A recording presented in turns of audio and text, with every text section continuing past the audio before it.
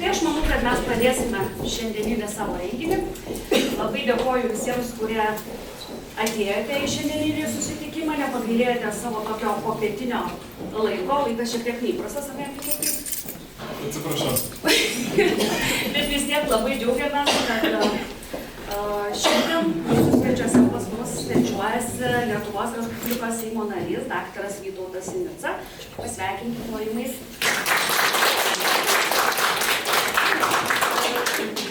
Na ir kadangi galim jaučiu gal prisėsti, mes pašnekėsim.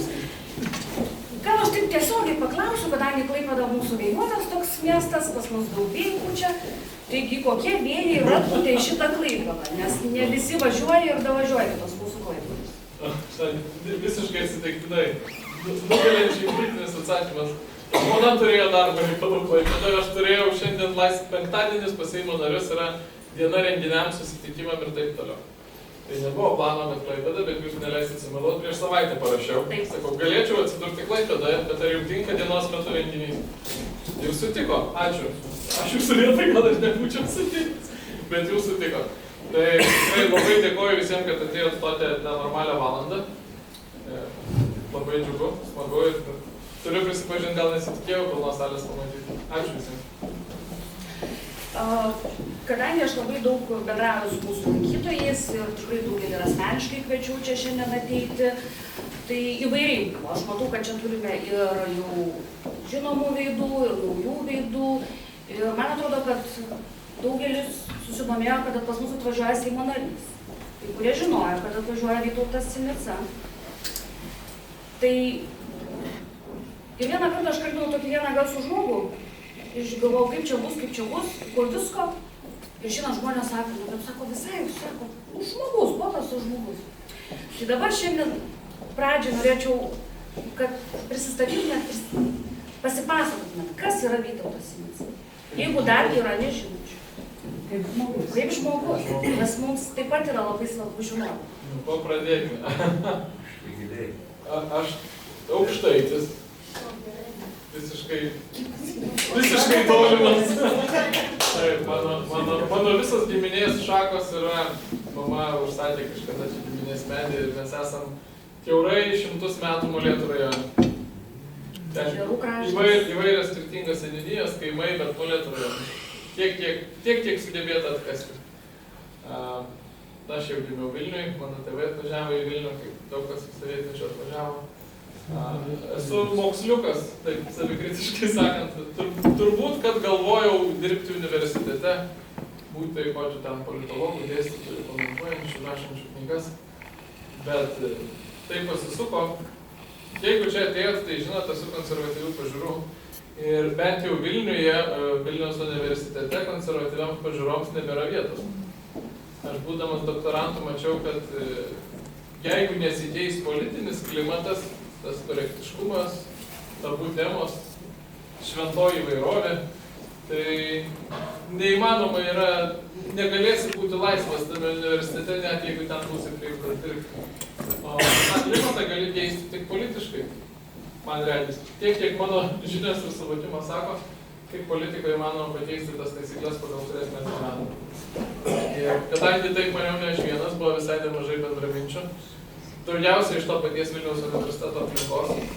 Tai 18 metais gal pradėjom galvoti. Gerai, 18 metais pradėjom galvoti, o 19 jau visai subrandinam tą mintį, kad naujo politinio judėjimo Lietuvoje. Vis tiek pakrypau į politiką. Nu, atsiprašau, bet yra labai keista kalbėti apie asmeninį gyvenimą. Tai jūs man atleisit ir jeigu norėsit, grąžinsit mane per jėgą. Tai paskutinis dalykas, pasaulėžiūra, aš čia nesileidžiant į politikavimą vis tiek neišeina išvengti poros pavadinimų. Labai paprastai žmonėms sakau taip, kadangi Tėvynės sąjunga, kuri kažkada buvo konservatyvi partija, šiandien yra jau liberali partija, galėsim padiskutuoti apie tai, jeigu nesutinkat, tai šiandien Lietuvoje nebėra konservatyvios partijos. Tiesiog nebėra. Ir tam būtent reikėjo naujos partijos. Tai kūrėm tą judėjimą, nacionalinį susivienimą ir kol kas jis į parlamentą nepraėjo, vilniečių sprendimu, tik tai aš vienas praėjau. Bet nežinau jums įvertint, bandau viską daryti, kad girdėtųsi rimtas. Mano viena buvimas.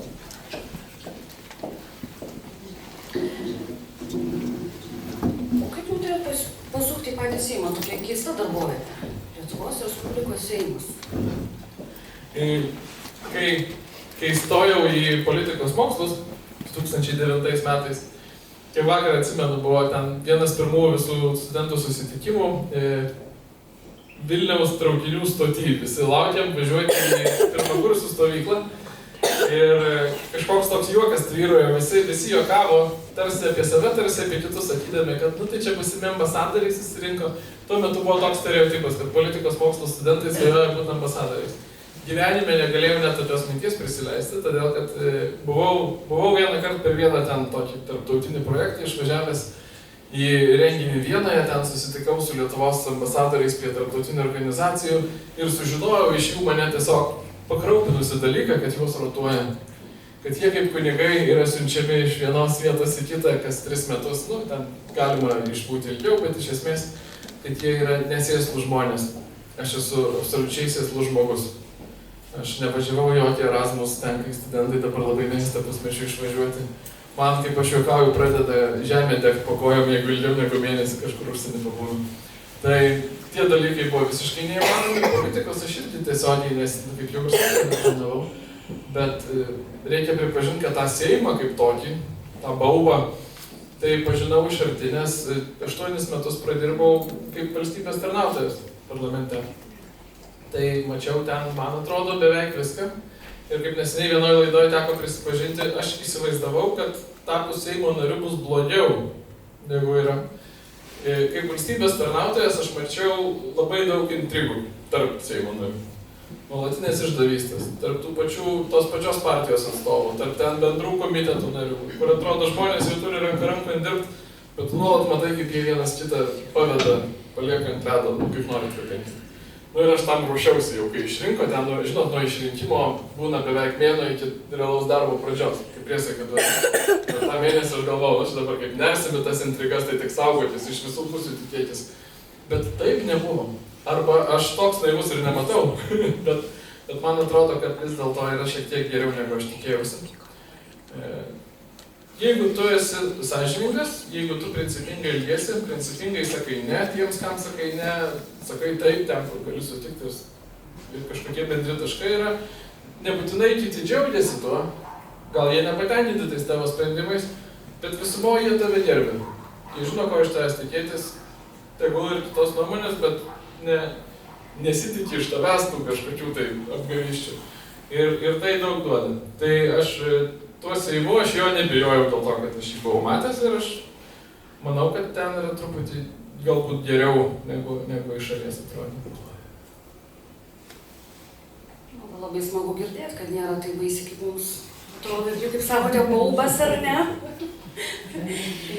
Gerbiamas Vytautai, kai anonsavom šitą renginį, tai anonsavom kaip susitikimą su jumis, su Vytautu Sinica, su Lietuvos Respublikos Seimo nariu, o taip pat ir knygos Kolonizacija autoriumi. Ir berods šį pavasarį buvo išleista, ar ne? Taip, šį pavasarį, tai visai nauja knyga.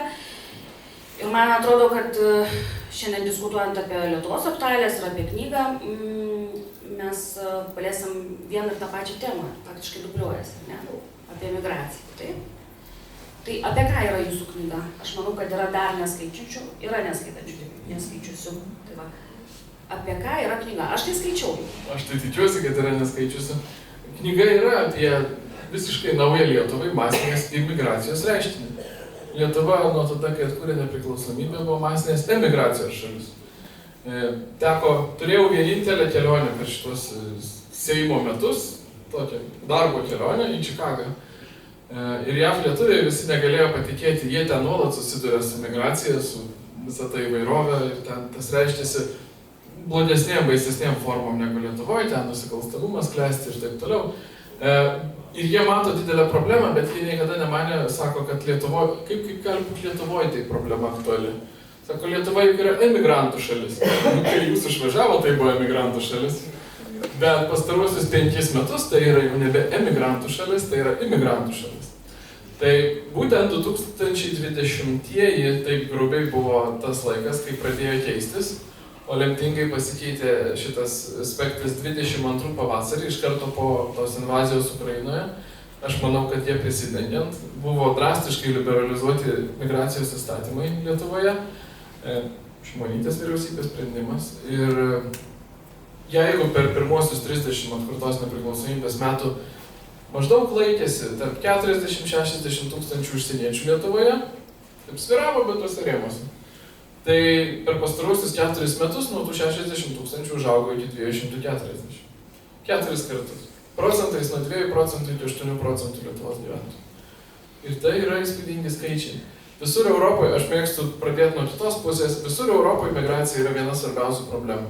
Vokietijoje per rinkimus svarbiausia problema, Švedijoje svarbiausia problema, Prancūzijoje pas Britus dabar visur viena svarbiausia.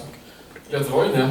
Lietuvoje reikia pripažinti, per rinkimus beveik niekam tas nerūpėjo. Man atrodo, aš tikiuosi ir aš stengiuosi, kad per pastarosius metus pradėjo labiau rūpėti. Kažkas pradėjo matyti tą reiškinį.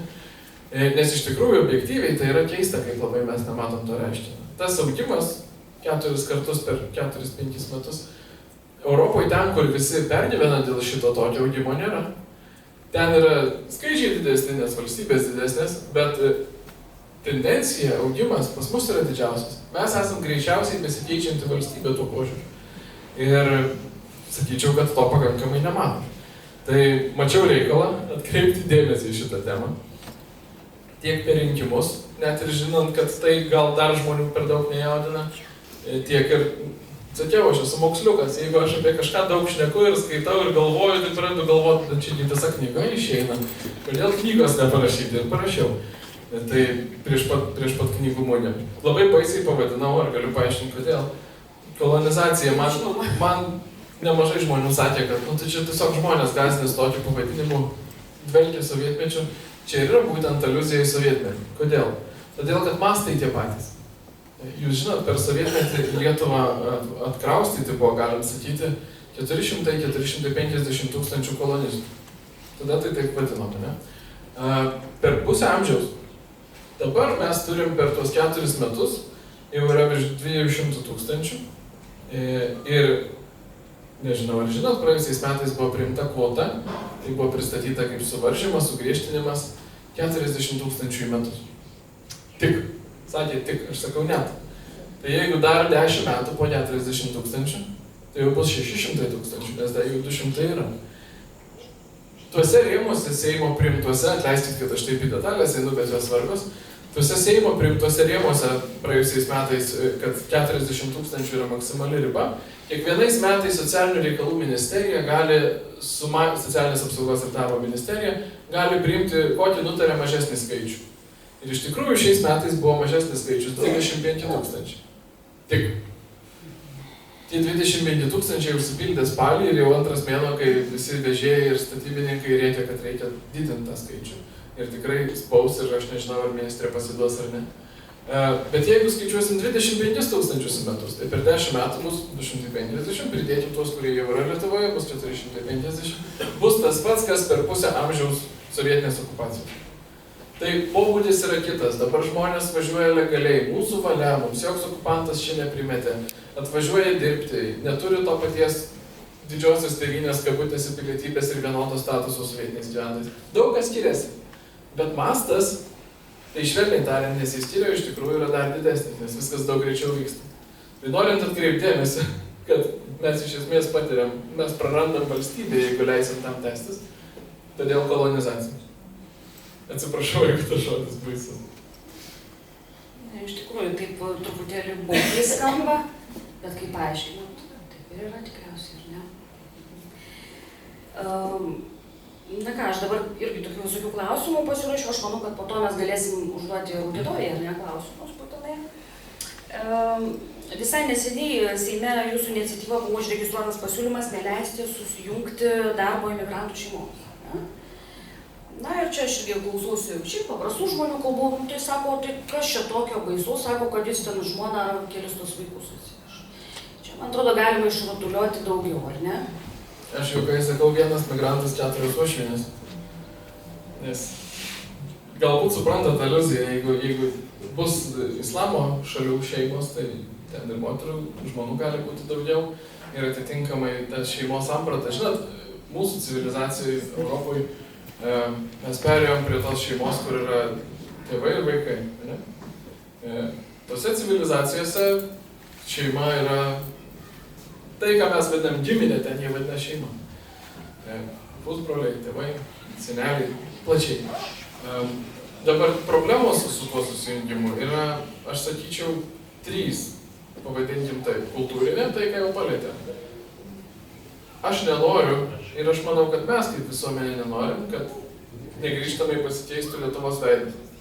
Ir aš čia turiu galvoje ne tik tiesioginė prasme žmonių spalva gatvėse, bet apskritai, kas mes esam, kokia čia kultūra, kokia kalba, kas čia gyvena, kokia ta Lietuva. Jeigu čia bus tie, kaip prognozuoju, jeigu nieks nesikeis per 10 metų beveik 500 000 žmonių, tai mes jų tikrai nesuintegruosim, aš dėl to esu visiškai ramus, ir mes negrįžtamai pasikeisim. Yra bendra tendencija, mes galim patys save patikrinti, ypatingai pietryčių Lietuvoje, Šalčininkų krašte, Lietuva nėra pajėgi integruoti, ji nenori, ji kuklinasi, jai gėda reikalauti iš kitataučių išmokti valstybinę kalbą, laikytis mūsų taisyklių. Mes esame be galo kuklus ir nuolankūs žmonės. Su visa pagarba savo, kaip tautai, bet tai yra mūsų problema. Ir priešingai, ypatingai iš islamo šalių atvykstantys žmonės, jie žiūri su panieka iš tas vakarų šalis. Jie mano, kad mes visi esame nekultūringi, bedieviai, pasileidę, moteris pusnuodės vaikšto jų akimis. Ir visa tai nėra kažkas, į ką reikia integruotis. Priešingai, daugybė šalių yra pasakę viešai ir aiškiai, kad mes, tuoj mūsų bus tiek daug, kad mes savo taisyklės jums pastatysim. Tai yra tas pokytis, kurio aš nenoriu sulaukti. Kitas dalykas yra man ne tiek gal svarbus, bet apskritai tai svarbus, socialinis, ekonominis. Visi šitie, atkreipti dėmesį, visa ta masinė migracija, apie kurią kalbam, tai nėra nelegalai, kaip į Vokietiją, pavyzdžiui, nelegalai suplūdo prieš 10 metų ir vis dar plūsta. Ne, pas mus atvažiuoja, legaliai atvažiuoja dirbti nekvalifikuotų darbų. Iš visų tų žmonių virš 160 000 šiandien yra nekvalifikuotų darbuotojų. Dažnai mėgsta sakyti, kad čia tie ukrainiečiai pabėgėliai. Ukrainiečių pabėgėlių yra 40 000. Daug, bet tai nėra priežastis pagrindinė. Tai visi šitie žmonės, pateisinimas juos įsileisti buvo, kad reikia sunešti pinigus į biudžetą. Reikia sektoriams, pavyzdžiui, krovininių pervežimų sektorių reikia klestėti. Tai bus naudinga ir Lietuvai. Žodžiu, grinai ekonominis pagrindimas. Nu gerai, dabar juo ir yra vadovaujamas. Tol, kol leidžia, tai vadovaujasi šitų ekonominių pagrindimų. Bet jeigu mes tų žmonių, kurie savo darbo atveža procentus į biudžetą, atsivežam šeimas, plačiaja prasme, tai tada valstybė mokės už jų švietimą, už jų sveikatos apsaugą, už jų dažnai socialinės išmokas, nes bent jau islamo šalyse tai 100% moteris nedirbs, tai yra kultūriškai nepriimtina ir gėda vyrui, jeigu jo žmona dirba. Ir visą tai sudėjus, geriausiu atveju tai neutralizuos tą ekonominę naudą, kurią tie pirmieji atvažiavę dažniausiai vyrai tų šeimų sukurs. Kitaip sakant, mes tada jau išlaikysim lygiai kaip Vokietija ir Prancūzija išlaiko savo tos nelegalus. Mums to nereikia. Ir trečias dalykas yra toks principinis, kokį signalą mes siunčiam. Aš manau, jūs galite nesutikti, kad jeigu mes sakom, kad atvažiavai, kažkiek laiko pradirbai, jeigu nori susijungti šeima, normalu, tikrai visi vertinam šeimą, tai susijungti tėvynei, grįžk pas šeimą. Kaip tiesą sakant, dauguma lietuvių, ar ne, kurie išvažiavo į Norvegijas, Anglijas, kažkiek laiko ten dirbo, užsidirbo būtų ir kažkam ir galiausiai grįžo namo. Susijungė su šeima tėvynei. Jeigu mes sakom, gali atsivešti šeimą čia, tai yra didžiausia įmanoma paskata čia ir likti visam gyvenimui, čia kurtis. Nes jeigu jau atsivežiai čia šeimą, tai kursi čia savo gyvenimą. Vaikai eis į mokyklas, rusiškas greičiausiai, nes tokia galimybė yra, o tose visose Vidurio Azijos šalyse, tai juk rusų kalba kažkiek bent jau pažįstama. Ir tikrai tendencija kol kas tokia, kad į rusišką pasaulį integruojasi visi tie atvykstantieji, ne į lietuvišką. Tai mes nenorim sukurti paskatos, čia likti ir čia kurtis. Mes norim sukurti paskatas, kad žmonės, jeigu atvažiavo čia užsidirbti, tai kuo greičiau juos keistų kiti. O dar geriau, kad būtų mažiau. Tai va, tos 3 priežastys. Čia daug išrutuliuojam, nes gali atrodyti labai taip kitaip. Nes va, būtent žmonės akcentuoja, sako, nu kas čia tokio, kad jie atsiveš. O matot, kaip gali visą tai išplaukti. Jūs čia kalbėjote apie integraciją. Integracija, man atrodo, tai vienas dažniausių žodžių dabar, kurio daugelis lietuvių vartoja savo žodyne. Integracija, apie integraciją, būtent tą. Ir kalbėjote dar ir apie kalbą, mokyklas. Man, aišku, kaip pačiai kaip filologijai, dirbančiai čia bibliotekai, labai yra aktualus tas kalbos klausimas ir labai netgi skaudus, kai matome, kad atvažiavėliai jie nemoka lietuvių kalbos ir net nesistengia jos mokytis. Jūs taip pat paliečiate ir kalbos aspektą savo knygą. Aš juokiausi, prieš kokį mėnesį buvo išplatinta ir visa žiniasklaida apie tai rašė, gal ir jūs girdėjot, kad Tarptautinis valiutos fondas pasakė, kad Lietuva privalo vežtis kasmet bent po 20 000 migrantų, kad tai yra labai gerai Lietuvai. Ir dar pasakė, čia juokingoji dalis, kad Lietuva puikiai integruoja į ją atvažiavusius žmonės ir Tarptautinis valiutos fondas giria už tai Lietuvą. Nežinau, nuo ko jūs manot, kad prasideda integracija, aš esu tikras, kad integracija prasideda nuo kalbos. Kol nemoki kalbos, tu nieko kito neprisintegruosi. Kultūros nesuprasi, istorijos neišmoksi, elgesio normų. Viskas prasideda nuo kalbos. Bet mes neišmokėm tų žmonių kalbos, mes iš jų nereikalavome. Kas yra įdomu, valstybinės kalbos įstatymas tai reikalauja. Bet po to yra prikurta tiek išimčių visokių ir galimybė apeiti tą reikalavimą, kad beveik niekas neišmoko. Aš rašydamas tą knygą šių metų sausį paklausiau institucijų atsakingų, o tai nebuvo lengva atsekti, nes prieš tai visus tuos 3 metus, 22, 3, 4 metus, mėtėsi įvairios institucijos kaip karštą bulvę. O kas čia turi mokyti kalbos tuos jau suaugusius užsieniečius? Galiausiai ta bulvė nusileido į užimtumo tarnybą. Ir užimtumo tarnyba yra vienintelė, kuri iš tikrųjų ėmėsi tą daryti. Ir šitą padarė. Jų duomenimis beveik 5000 žmonių užsieniečių išmoko valstybinę kalbą ir išsilaikė egzaminus, testus A1, A2 lygių. Bet nedideli skaičiai. Labai, tai tokie skaičiai, jie yra labai maži, aš sakyčiau, labai maži. 5000 iš 300 tūkstančių. Ir, kas yra jautriausia, tie 5000 buvo beveik išimtinai ukrainiečiai. Tai yra žmonės, kurie pagal įstatymą net neprivalo. Pabėgėliai. Iš tikro, nuo tikro karo tikrai pabėgėliai, kurie jie gali eiti dirbti ir dirba, bet tie darbo migrantai, kurie gavo leidimus gyventi Lietuvoje, nes jie atvažiavo dirbti, iš jų beveik niekas. Visi rado spragą kurią nors, kad neateiti ir neišmokti valstybinės kalbos, o praktikoje tiesiog gyveno su rusų kalba. O štai iš tų 40 000 Lietuvoje likusių Ukrainos pabėgėlių 5000 išmoko ir išsilaikė kažkokį tą įrodantį dalyką. Tai va yra mūsų integracijos mastas. Kol kas per 3 metus mes tiek priintegravome. Kadangi yra rusakalbės mokyklos, kažkiek yra, žinau, kad ir Klaipėdoje atsidarė ukrainiečių kalba mokykla, Vilniuje gal ir Kaune yra, kažkiek eina į lietuviškas mokyklas, tą reiktų skatinti, bet tai, kad yra rusakalbių mokyklų tinklas, tai garantuoja, kad absoliuti dauguma vis tiek nueis į tas rusakalbės mokyklas. Ir tai labai įdomu. Jūs turbūt žinot, Ukrainoje dabar karo metais įvyko toks nacionalizmo protrūkis. Anksčiau tai buvo iš tikrųjų kaip reta dvikalbė valstybė. Net žmonės, kurie save laikė ukrainiečiais, dažnas kalbėjo rusiškai ir tai nebuvo problema. Abi kalbos gyvavo laisvai toj šaly. Kai prasidėjo invazija, masiškai metėsi atsisakyti rusų kalbos. Jie toliau ją moka, bet jos nebevartoja. Tai yra toks kaip ir apsisprendimas. Jeigu tu už Ukrainą, tu kalbi ukrainietiškai. Dabar, prieš 5 metus taip nebuvo. Bet kas įvyksta, tie žmonės, kurie pabėgo iš ten nuo karo į Lietuvą, jie patenka į rusišką erdvę. Jie išleidžia vaikus į rusakalbę mokyklą ir jie čia tikrai nesusikalba ukrainietiškai, nes retas moka, jie čia susikalba rusiškai. Paradoksas, ne? Tai va tiek tos integracijos. Ir Lietuva, va čia tai man yra tobulas įrodymas, kad mums buvo gėda pareikalauti. Mums tikrai buvo gėda pareikalauti.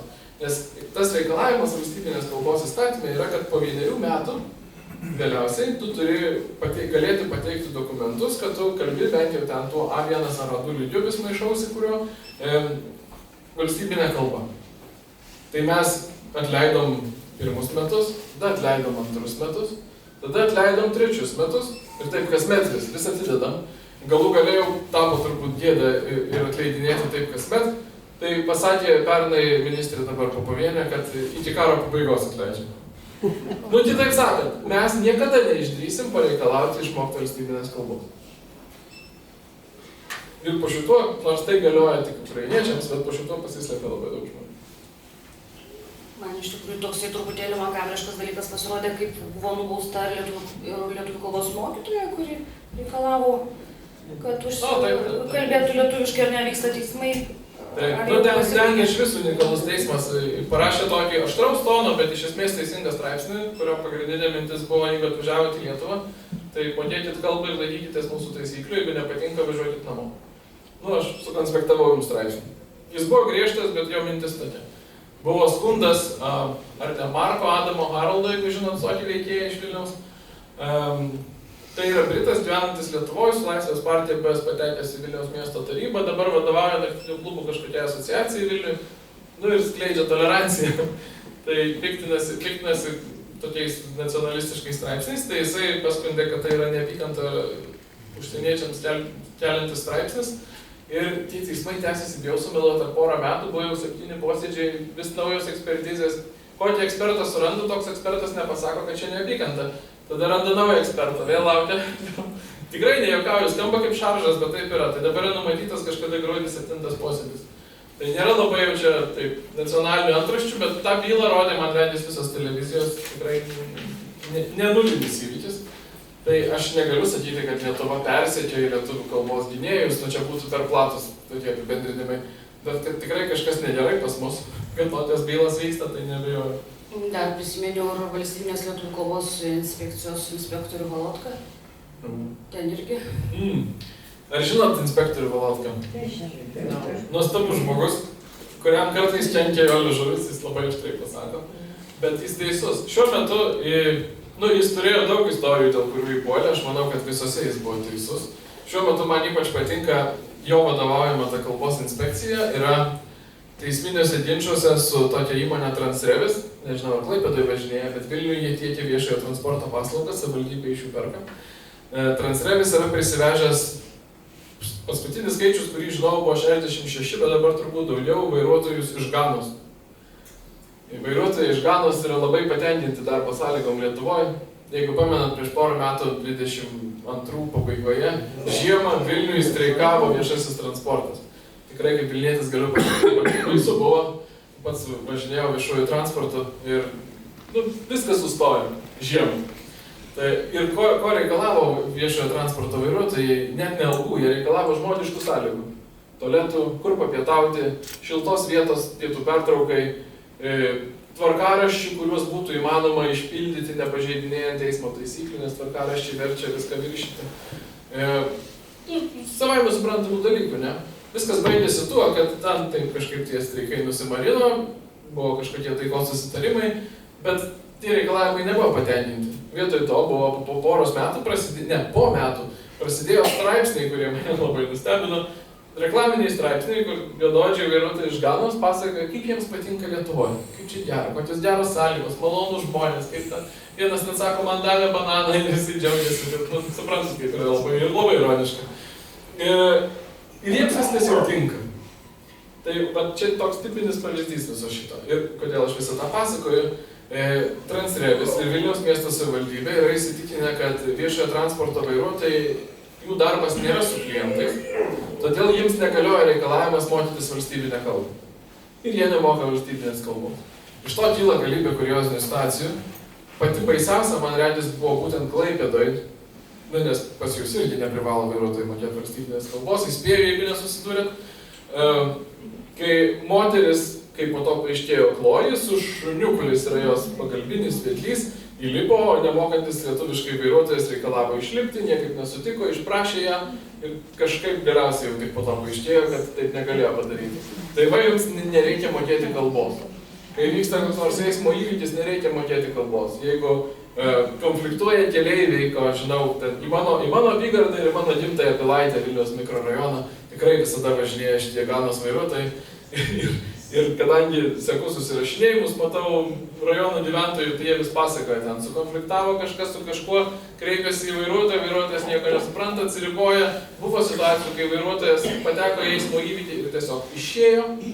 Tai vienas nepateko į žiniasklaidą, išėjo, įsivaizduoti, autobusas patenka į eismo įvykį ir vairuotojas išeina. Tai vat tokios situacijos ir jie teigia, kad vairuotojas neturi mokėti valstybinės kalbos, nes jis nedirba su klientais. Yra lagdukas, kad vairuotojas, nekalbinkit vairuotojo, netrukdykit jam vairuoti. Netgi taip. Tai kalbos inspekcija yra ta, atsiprašau, kad tiek išsiplečia, bet man atrodo, čia gera iliustracija. Tai kalbos inspekcija ir ponas Valotka dabar teisėsi teismuose, bandydami įrodyti, kad viešojo transporto vairuotojai dirba su klientais ir turi mokėti valstybinę kalbą. Bet labiausiai pastaruoju metu puolė ir netgi papeikimą jis gavo nepelnytai už tai, kad pasakė, ir mes buvom toj pačioj laidoj Alfa TV, aš šalia sėdėjau, kaip jūs prie manęs dabar sėdit, ir jis sako, to žodžius aš galvoju, kaip valstybės tarnautojai drąsu šiek tiek.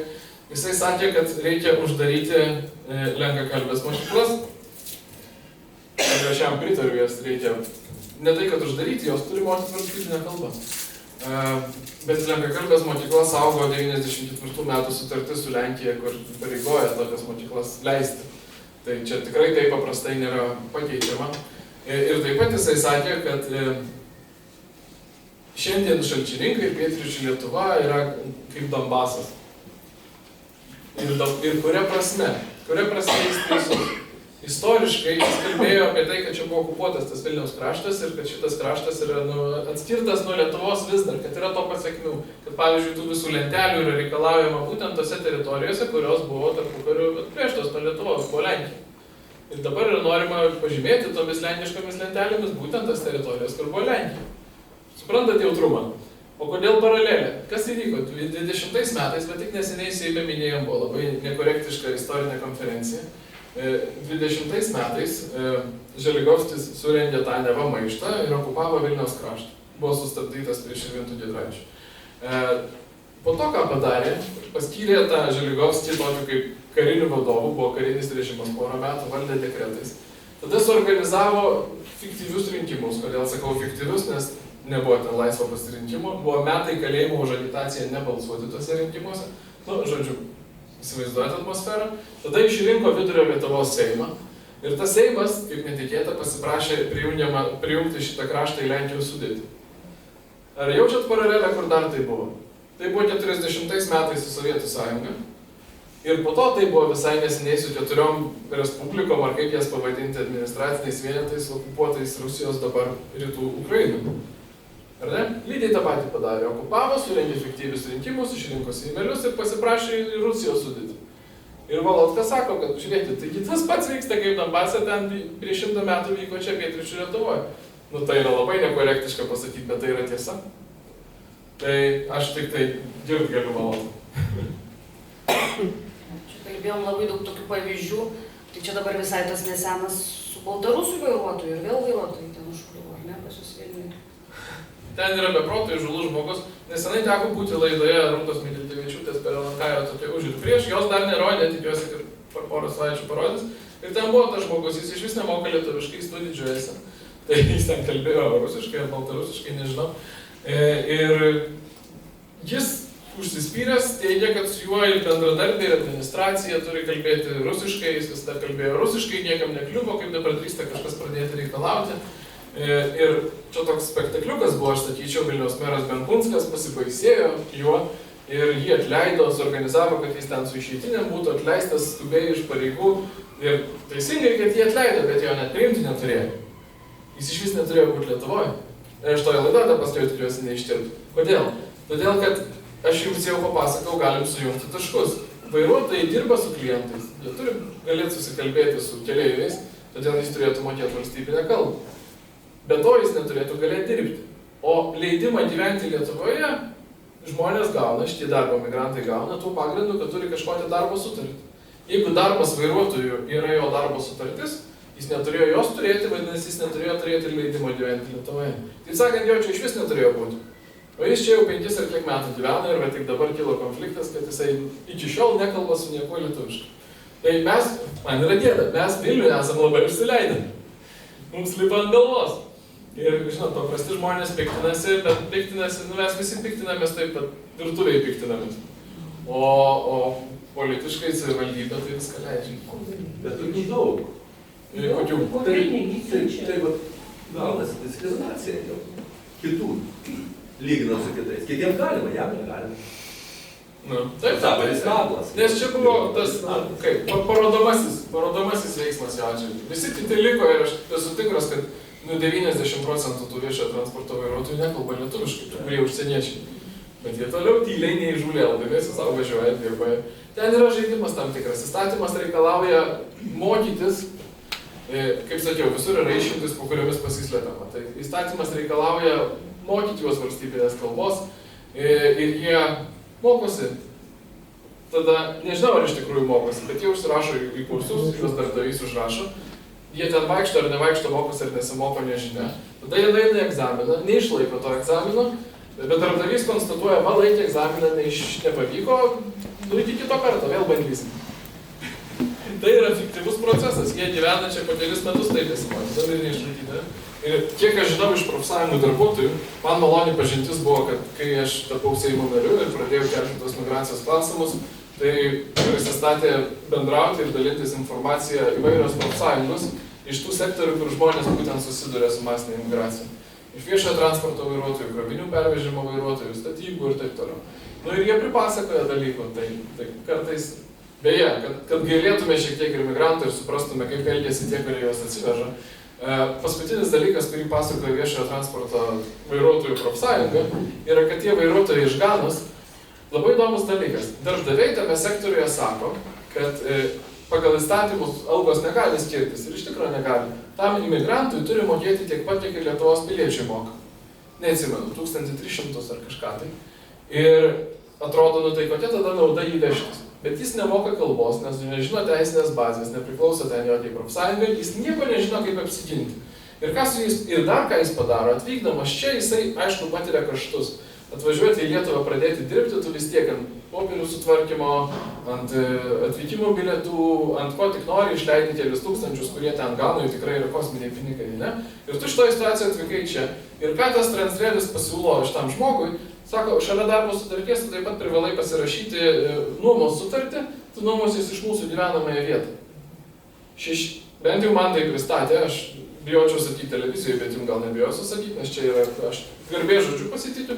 Sako, jiems siūlo už 600 eurų nuomotis vietą kambaryje ir tu ten net nebūsi vienas, kaip bendrabutį.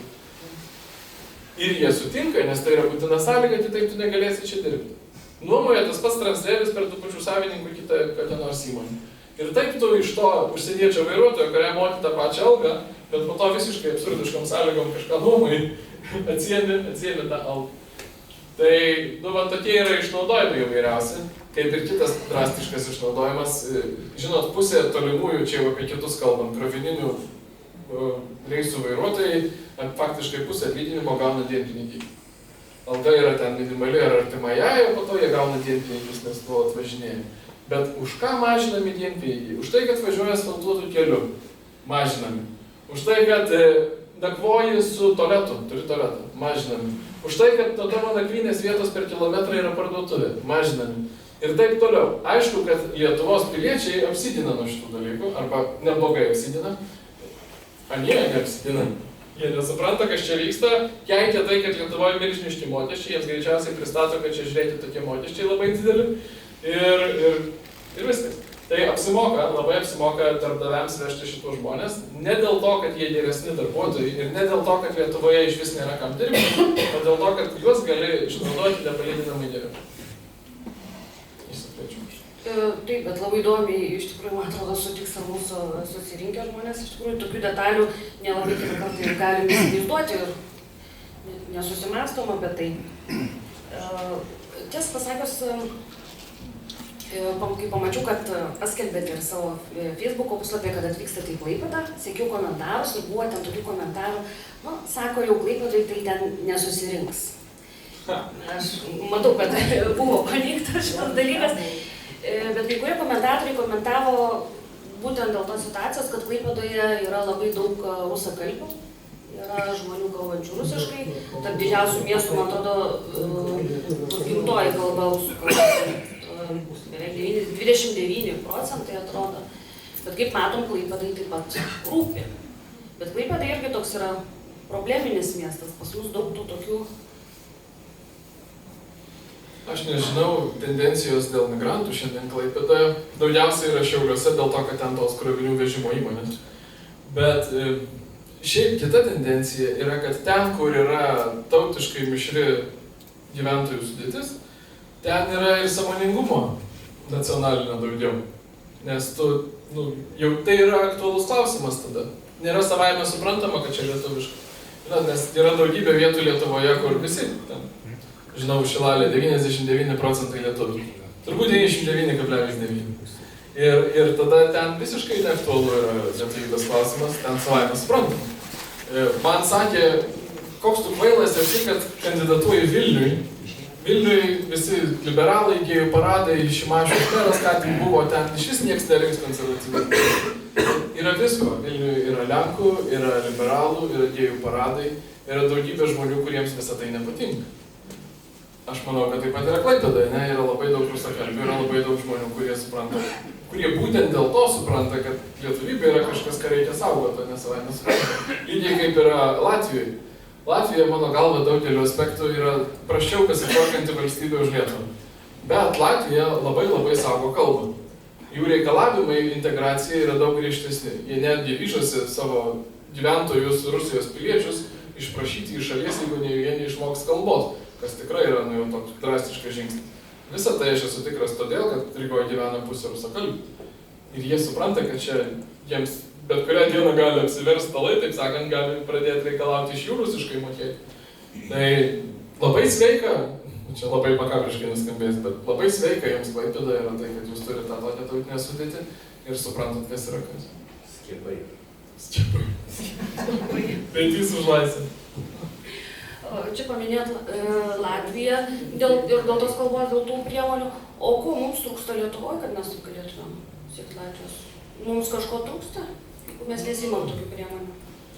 Labai sunkus klausimas, aš nuolat savo jį užduodu, aš nesuprantu. Nes pavyzdžiui, mokyklos, tas mokyklų klausimas, kaip jau sakiau, lenkakalbių mokyklų klausimas yra labai sunkiai sprendžiamas, nes yra sutartis, kuri tvirtina, kad tokios turi būti leidžiamos, bet rusakalbių mokyklų klausimas yra toks, ore gali užuosti, kad tą klausimą reikia spręsti. Ir visai neseniai Seime buvo švietimo komiteto diskusija surengta, niekas jų neprivertė, patys inicijavo to komiteto nariai, kad ką darom su rusakalbėm mokyklom. Susirinko ten iš ministerijos, iš visokių įstaigų, Seimo nariai. Visi už tai, kad reikia paversti į lietuviakalbės mokyklas. Visi. Prisijungė iš Ignalinos ar iš Visagino ten kažkoks švietimo skyriaus. Moteris sako, mes irgi žinoti, čia mūsų rusakalbiai supranta, kad tai yra neišvengiama ir kad reikia tą daryti, tik tai reikia numatyti ten perėjimo etapus, kam aš pilnai pritariu, nes negali vaikam pasakyti, kad nuo rytojus jūs mokysitės viską kitaip. Skambino iš Trakų, kur yra turbūt lenkakalbių daugiau klausimas, irgi sakė, kad suprantam, kad reikia klausimas, kaip tarsi visi supranta, bet nieks negali padaryti. Aš manau, kad čia problema konkrečiai iš to atveju yra tai, kad ministerija, vienas žmogus, ministras, dabar ministrė, turi priimti tą sprendimą. Paspaust mygtuką prieš. Ir tai yra nedrąsu ir jinai to nedaro. Mano patarimas Seimą valdantiem dabar socdemam buvo ir aš tikrai bandysiu link to paspausti, kad, tai gerai, tai Seime ir jūs būtent socdemai, nes jūs turite daugumą, jūs inicijuokit, mes tikrai subalsuosim. Nes ten daug žaidimų būna, jeigu pateiks Tėvynės sąjunga, tai socdemai atmes iš principo, nes mažumos pasiūlymus reikia atmesti. Tėvynės sąjunga mielai kalbės apie tai, kad reikia tokių mokyklų, bet patogu kalbėti, kai žinai, kad socdemai atmes. Jeigu socdemai pateiktų, Tėvynės sąjungai nieko neliktų tik pritarti. Todėl čia būtų ideali išeitis. Aš tikrai tikiuosi ir aš nuoširdžiai tikiu, kad per šią kadenciją tai yra įmanoma. Pagal tai, kiek bendraujam ir kaip matau tas nuotaikas, tai galėtų būti įmanoma. Bet čia bendra problema tai yra tas nesveikas politkorektiškumas. Jeigu tu reikalauji kalbos, tai tu esi nacionalistas. Kas atsimenat sovietmetį, ne vienas iš jūsų atsimena, nacionalizmas yra labai blogai. Nacionalizmas yra beveik fašizmas, reikia kažką su to daryti ir negalima tokiu būti, ne? Bent jau taip kaliai galvas ilgus dešimtmečius. Tai šito viso, viskas, kas yra iš tikrųjų integracija, viskas tai yra nacionalizmas. Viskas yra integracija, integracija yra išmokymas gyventi pagal mūsų tautos taisyklės. Bet mūsų tautos taisyklės tai ir yra esmė mūsų nacionalizmo. Ne? Mes norim gyventi pagal savo taisyklės, mums tam ir valstybė reikalinga. Kam jos kitaip reiktų, jeigu universalios kažkokios taisyklės tiktų. Tai bet kokia integracija, visi tą žodį kaip burtažodį mėto, jūs labai gerai sakėte, taip dažnai visi sako, dažniausiai į politikai ypač sako šitą žodį, kai būda pabėgti nuo klausimo, kad gal iš vis tų migrantų tiek daug nereikia. Kad šitą nereiktų atsakinėti, tada sako, ne, mes juos integruotim. Ir tada nieko nedaro, kad integruoti. Todėl, kad integruoti yra nacionalizmas ir tada yra politiškai nekorektiška. Tai aš manau, kad tai labiausiai ir sulaiko. Nes čia, pavyzdžiui, labai keistas paradoksas yra jautrumas rusų kalbai ir rusų mažumai. Tarsi ir visi suprantam, kad situacija ten paprastai jautriausios mažumos yra seksualinės mažumos, ar ne? Jos iš tikrųjų yra mažumos, jų yra nedaug, jie dažnai engiami, sakykim, rusakalbių yra labai daug, istoriškai jie mus engia, šiandien rusakalbiai yra ta bendruomenė, kuri, Rusija yra agresyvi šalis, mes tikrai neturim kažkaip bijoti, kad mes juos kaip mažumą engiam. Nėra taip. Bet kai reikia priimti sprendimus, garantuoju veikia šitas veiksnys, kad, bet vis tiek čia yra mažuma, tautinė mažuma ir mes negalim nieko mažinti, griežtinti, reikalauti iš jokių mažumų, tame tarpe iš tautinių, tame tarpe iš rusų. Ir tai sustabdom. Aš bent jau taip galvoju. Jeigu dar kalbant apie pabėgėlius, tai dabar noriu paklausti apie tą įstatymą, kur mes turėsim tos pabėgėlius priimti arba mokėti baudą, taip? Tai aš žinau, kad jūs irgi turit savo požiūrį į tai ir žmonės dažnai klausia, sako, kas geriau, ar abu variantai? Abu blogi, abu visiškai blogi. Europos Sąjunga priėmė pernai tokį migracijos paktą, ten ilgas pavadinimas, bet vadinamis migracijos paktas, ir jis labai daug nuostatų turi. Ir visumoje, kaip sakyti, anksčiau Europos Sąjunga neturėjo jokios bendros migracijos politikos. Būtent kalba eina apie tuos prieglobsčio prašytojus, tuos, kurie pas Merkel bėgo prieš 10 metų ir vis dar bėgo. Čia apie juos, ne apie darbo migrantus. Tai dėl jų jokios bendros politikos nebuvo. Ir ta dabar nauja Europos Sąjungos politika, kažkokia politika yra griežčiau negu jokios politikos.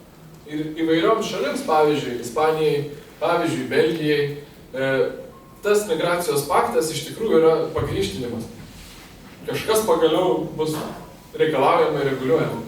Bet šalims kaip Italija, kaip Lenkija, kaip mes, Suomiai, kurie jau tvarkėsi su nelegalais, turėdami išorinę Europos Sąjungos sieną ir kurie juos apgrėžinėjo, nes mes atsimenat, 21 čia pradėjo bėgti ir Lietuva pradėjo apgrėžinėti galiausiai.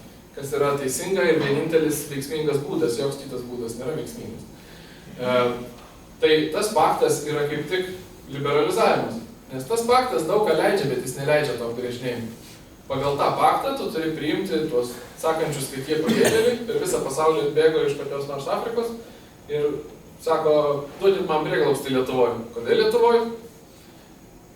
Tu turi jį priimti ir tada jau ten vertinti, aiškintis jo dokumentus, jo tikrą amžių, jo tikras aplinkybės.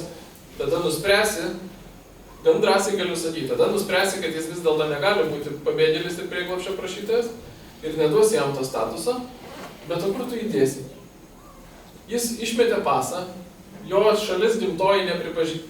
Jeigu jis nemeluoja, kur jo gimtoji šalis, tai jo gimtoji šalis nepripažįsta ir gal net normalaus registro neturi tų savo gyventojų, nebendradarbiauja. Taip labai dažnai būna su Iraku, Iranu, Afganistanu, Nigerija, daugybė gyventojų turinčiam šalim. Ir jis lieka. Europos Sąjungos šalyse, vakarų Europos šalyse, kurios masiškai susidūrė su šituo reiškiniu, statistika yra tokia, kad daugiausiai trečdalį pavyksta išsiųsti. 2/3 lieka vaikštai. Ir nesakau, kad jie visi nusikaltėliai, bet kai kurie rezonansiniai atvejai, tai būnant būtent tie. Nežinau, ar pastebėjot, šią vasarą buvo tragiška situacija, kažkur Vokietijoje 15-metė mergina ukrainietė pastūmė pabėgėliais. Aišku, jinai žuvo. Tas vyras, kuris tą padarė, buvo prieš tai ne vieną kartą jau teistas pabėgėlis, kuris neturėjo būti šalyje, bet buvo šalyje, nes nėra kaip ir kur jį išsiųsti. Ir jie vaikšto ir daro. Tai šitą chaosą tu gali užkirsti jam kelią vieninteliu būdu, net neįsileisdamas. Bet tas migracijos paktas šito neleidžia. Todėl man visai nepatinka ir aš visada žurnalistams tokį trumpą moralą perskaitau, kad kalbėti vien apie tą kvotų sistemą, kad ar mes čia priimsim tuos ten 160 ar kiek visai nedaug, ar mes mokėsim už juos ten milijoną ar kiek irgi valstybei, tai netaip ir daug, ne čia yra esmė. Abu tie dalykai yra blogi ir reikia nesutikti, bet iš principo nesutikti, nes visas tas paktas yra blogas. Va tai, ką aš jums ką tik pasakau, tai, kad neleis apgrėžinėti prie sienos, o čia yra blogiausia. Apie tai niekas nenori kalbėti. Tai Lietuva turėtų sekti Lenkijos pavyzdžiu, atsisakyti taikyti tą paktą ir tiesiog tartis dėl naujo pakto, kuris atitiktų realijas ir poreikius. Beje, visiška naujiena, vakar pastebėjom ir vakar išsiuntėm ten kelis raštus dėl to, nes siaubinga, Europos komisija šią savaitę pripažino 5 ES šalis, tarp jų Lenkiją suprantu, bet ir Estiją nesuprantu, kaip patiriančias milžinišką migrantų spaudimą ir turinčias daug problemų ir kaštų dėl to, ir todėl jos galės to kvotų mechanizmo netaikyti. Lietuva, kuri patys žino, patiria irgi, pripažino patiriančią, bet mažiau. Todėl mums duos daugiau pinigų, bet kvotas taikys. Tai dabar mano klausimas yra, kodėl mes neturim to paties statuso kaip Lenkija, kodėl mums nepripažįsta išimties ir ką mūsų užsienio reikalų ministerija darė, kad mes gautume tą statusą, nes aš spėju, kad nedarė nieko. Tai situacija. Iš tikrųjų, kai ruošiausi už šį kviestis, iš tikrųjų pagalvojau, kiek daug tų tokių, ir čia su žmonėm kalbėjau irgi sako, iš tikrųjų labai aktualu, nes dabar mirgų margų ir žiniasklaida, ir televizija, visokių atvejų, ir tie balionai, ir čia dabar ir ligos protrukiai buvo nelegalūs, tai sako, iš tikrųjų žmonėms labai aktualios temos yra tų visokių nelegalių migrantų. Bet jūs pats pirmasis iš tikriausiai pradėjot kelti tą tokį klausimą, ar ne toks? Nes iki jūsų, manau, kad nebuvo tokių. Sunku yra dabar atsekti. Aš nenoriu prisimti laurų, bet man atrodo. Nes kažkaip dabar jau ten ir Kasčiūnas kelia, ir mačiau Žemaitaitis kelia, bet anoje kadencijoje nekėlė. Kasčiūnui buvo nepatogu, nes jo paties Šimonytė buvo ta, kuri visą tai užkūrė. Žemaitaitis tiesiog kitas temas, tada šitos nelietė. Niekas apie tai, man regis, nekalbėjo. Šią kadenciją nuo pirmos dienos kalbėjau aš dabar. Aš džiaugiuosi visiškai nesipiktinu, kad tik jie visi kalbėtų. Dabar jau pradeda kalbėti daugiau. Gal daugiau kalba todėl, kad yra aktualėja šitą problemą? Taip, man atrodo. Žinot, lėtas procesas, nors šiek tiek paradoksas. Šiemet yra šiek tiek sumažėję 10 000 būtent Baltarusijos piliečių išvažiavo. Pagrindė dėl to, kad dabar yra labai apsunkintos galimybės reguliariai kirsti sieną. Daug kas rinkosi į Lietuvą atvažiuoti dirbti todėl, kad galėjo kaip iš studijų savaitgaliais pas mamą grįžti. Išvėlės į kur nors Baltarusijoje ir važinėjo reguliariai per sieną, dabar tai yra sudėtinga. Tie, kuriems tai buvo labai svarbu, tie nusprendė, kad nebenori. Tai dabar bendras skaičius yra sumažėjęs, net dėl to, bet išimtinai tik Baltarusijos piliečių. Ir dėl to sako, žiūrėti, čia gal jau nebe tokia svarbi problema, čia jau stabilizavosi skaičiai, nieks čia nesistabilizavo. Bet šalia to, nors skaičiai tarsi yra stabtelėję, bet žmonės vis labiau jaučia. Gal dėl to, kad vis tendencija yra, kad vis iš toliau, vis egzotiškesni žmonės važiuoja. Šiandien greičiausiai auganti bendruomenė yra iš Pakistano. Iš Pakistano prieš keletą metų buvo gal 30 žmonių, dabar yra berods 3000 žmonių. Ir tai nėra labai daug. 3000, tai jie ten, aš nežinau, 15 gal sąraše, bet tai yra labai greitai augant. Ir Pakistanas, kai pasižiūri sociologiją, tos visuomenės pažiūras, tai yra žmonės, kurie palaiko šariato teisę, nuplakti moterį už neištikimybę, nukirst ranką už vagystę, žmogžudystę, mirties bausmė už atsisakymą islamo. Kas ketvirtas pateisina teroro išpuolius. Ir reikia įsivaizduoti, nežinau, ką iš jūsų yra kalbinę apklausose sociologai, kai paskambina ir paprašo ten papasakoti nuomonę. Bet koks turi būti, kad tu sociologui pasakytum, kad ar palaikot teroro išpuolius? Net jeigu palaikai. Ar sakai? Tai kas ketvirtas pasako? Jie turi sąžinės. Tai va, tai šitos visuomenės dabar greičiausiai daugėja Lietuvoje. Tai man atrodo, bent jau vėl aš taip, iš tavo burbulo Vilniuje žmonės vis labiau tiesiog fiziškai mato, kad yra nebe taip. Kai buvo pagrindė Baltarusijos, Ukrainos, Rusijos piliečiai, kol neprapyla, tai tu nežinai. Dabar tu jau iš tikrųjų net fiziškai matai. Ir turbūt tas paveikia, tas skatina suprast, kad šitas pokytis vyksta. Aš turiu vieną klausimą. Ir kadangi jūs kalbėjote apie švietimą ir lietuvių kalbą, ir labai gerai, Vilnius studijavus, todėl žinau tam tikrus dalykus, kur yra dabartinės studijos, anglų kalba, skirtingose miestuose įvesta. Ir aš su labai įdomia situacija susidūriau kaip mergina, afroamerikietė. Man pasakė, kad jinai Lietuvoje gyvena užkalbinė ir pasakė, aš labai blogai kalbu lietuviškai ir tai buvo praktiškai, su akcentu pagrindinė frazė, kurį jinai sugebėjo pasakyti. Tai iškiek, kad jinai Lietuvoje gyvena ir studijuoja 7 ar 8 metus ir klausiu, kokios jūsų perspektyvos, iš kur jinai atvykus, galbūt pasiliksiu. Tai va tas, kas yra dalykas, ką aš mačiau Vilniuje, kad yra susidarę tam tikros grupės užsieniečių. Tai pavyzdžiui, Vilniaus Gedimino technikos universitete taip pat buvo anglų kalbos studijos, kur dalis studentų buvo lietuviai, kita dalis yra užsieniečių. Dalis paskaitas lankė, kiti atvažiuodavo grinai dėl studentiškų vizų, kas važiuodavo į JAV dirbti. Ir pradėjau klausinėti, kaip yra mokinama lietuvių kalbos, jeigu jie čia atvažiuoja studijoms ilgesniam laikui.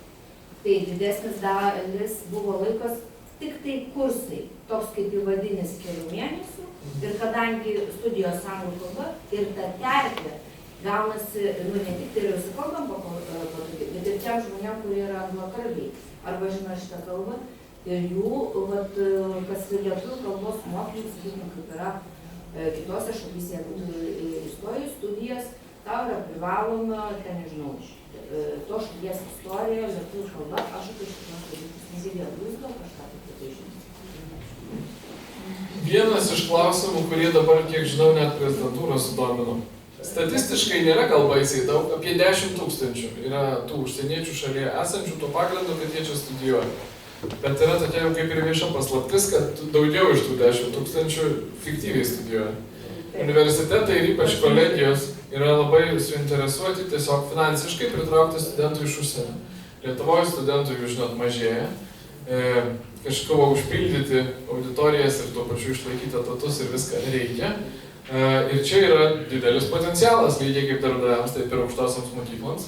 Tu atsiveži žmogų, jis moka už mokslą, arba kartais Europos Sąjungos visokios programos primoka universitetui už tai, kad jis, matot, tarptautiškumas universitetams šiandien yra vienas iš kriterijų, iš tų rodiklių, pagal ką vertinamas jų darbo kokybė. Ir tą tarptautiškumą vienas iš būdų, kaip tu parodai, yra to, kad tu turi užsieniečių studentų. Žodžiu, universitetai ir kolegijos yra didžiai suinteresuoti jų turėti. Bet nebūtinai suinteresuoti, kad jie sėkmingai mokytųsi, arba kad iš tikro mokytųsi. Tai tikrai masinis reiškinys dabar yra, kad atvažiuoja ir jūsų pavyzdį gal dar, kaip suprantu, ir studijavo iš tikro žmogus, bet iš tikro studijuodamas neturi, iš tikrųjų aš net nemanau, kad jie privalo mokytis valstybinės kalbos pagal įstatymus. Šiandien įstatymai reikalauja valstybinę kalbą mokytis, jeigu tu dirbi kažką. Jeigu tu studijuoji, tai gerai, jeigu įtraukia į programą, kaip jūs sakote, vadinį kursą, teoriškai turbūt galėtų net neįtraukti.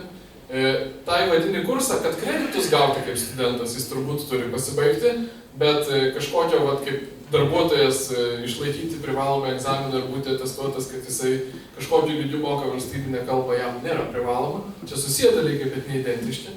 Ir iš tikrųjų aplinka bus turbūt anglakalbė, nes susirenka labai įvairi, turbūt net ne iš rusiško pasaulio bendruomenė, universitetas nereikalauja. Tie žmonės jokia prasme nesintegruoja ir tai yra gan fiktyvu. Aš buvau iš pradžių nustebęs, kaip dažnai, kai nevairavau ir sėsdavau į taksi dažniau, tai kaip tik atvažiuoja, pirmiausia, tai kitas dalykas, yra kartų skirtumai, man šypseną keliantys. Jeigu atvažiuoja juodaodis už taksi vairo, tai man gerai, jis greičiausiai kalbės angliškai ir aš su juo susikalbėsiu.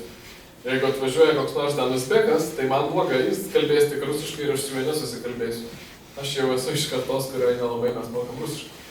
Tai tokios tendencijos ir tie juodaodžiai, su kuriais aš susikalbėdavau, kaip taisyklė atsakydavo, kad jie čia studijuoja. Jie visada studijuoja, jie visada yra inžinieriai, medikai ir dar kas nors. Ir dabar kokia yra situacija, tu nelabai gali, arba nežinau, jūs galite pasiūlyti idėjų, bet kol kas valstybė nelabai rado idėjų, kaip užkardyti šitos fiktyvius studentus. Nes jeigu studentas atvažiavo tuo pagrindu, kad jis studentas, bet jis iš tikrųjų nesimoko, o dirba, universitetas nėra suinteresuotas niekaip jo tai represuoti, nes jeigu moka, negu būna. Dirba jis dažniausiai Bolt ir panašiose platformose, kurios yra tų individualių veiklų pagrindų, verslo žaidimų pagrindų. Ir kaip čia užkardyti? Aš, pavyzdžiui, pasirašiau šią vasarą Priešimino projektą ir pritariu tam projektui, bet aš jau matau, kad jis iki galo nepadės. Projektas yra, kad leisti studentui, užsieniečiui dirbti tik tai 20 valandų per savaitę, tai yra tik pusę etato.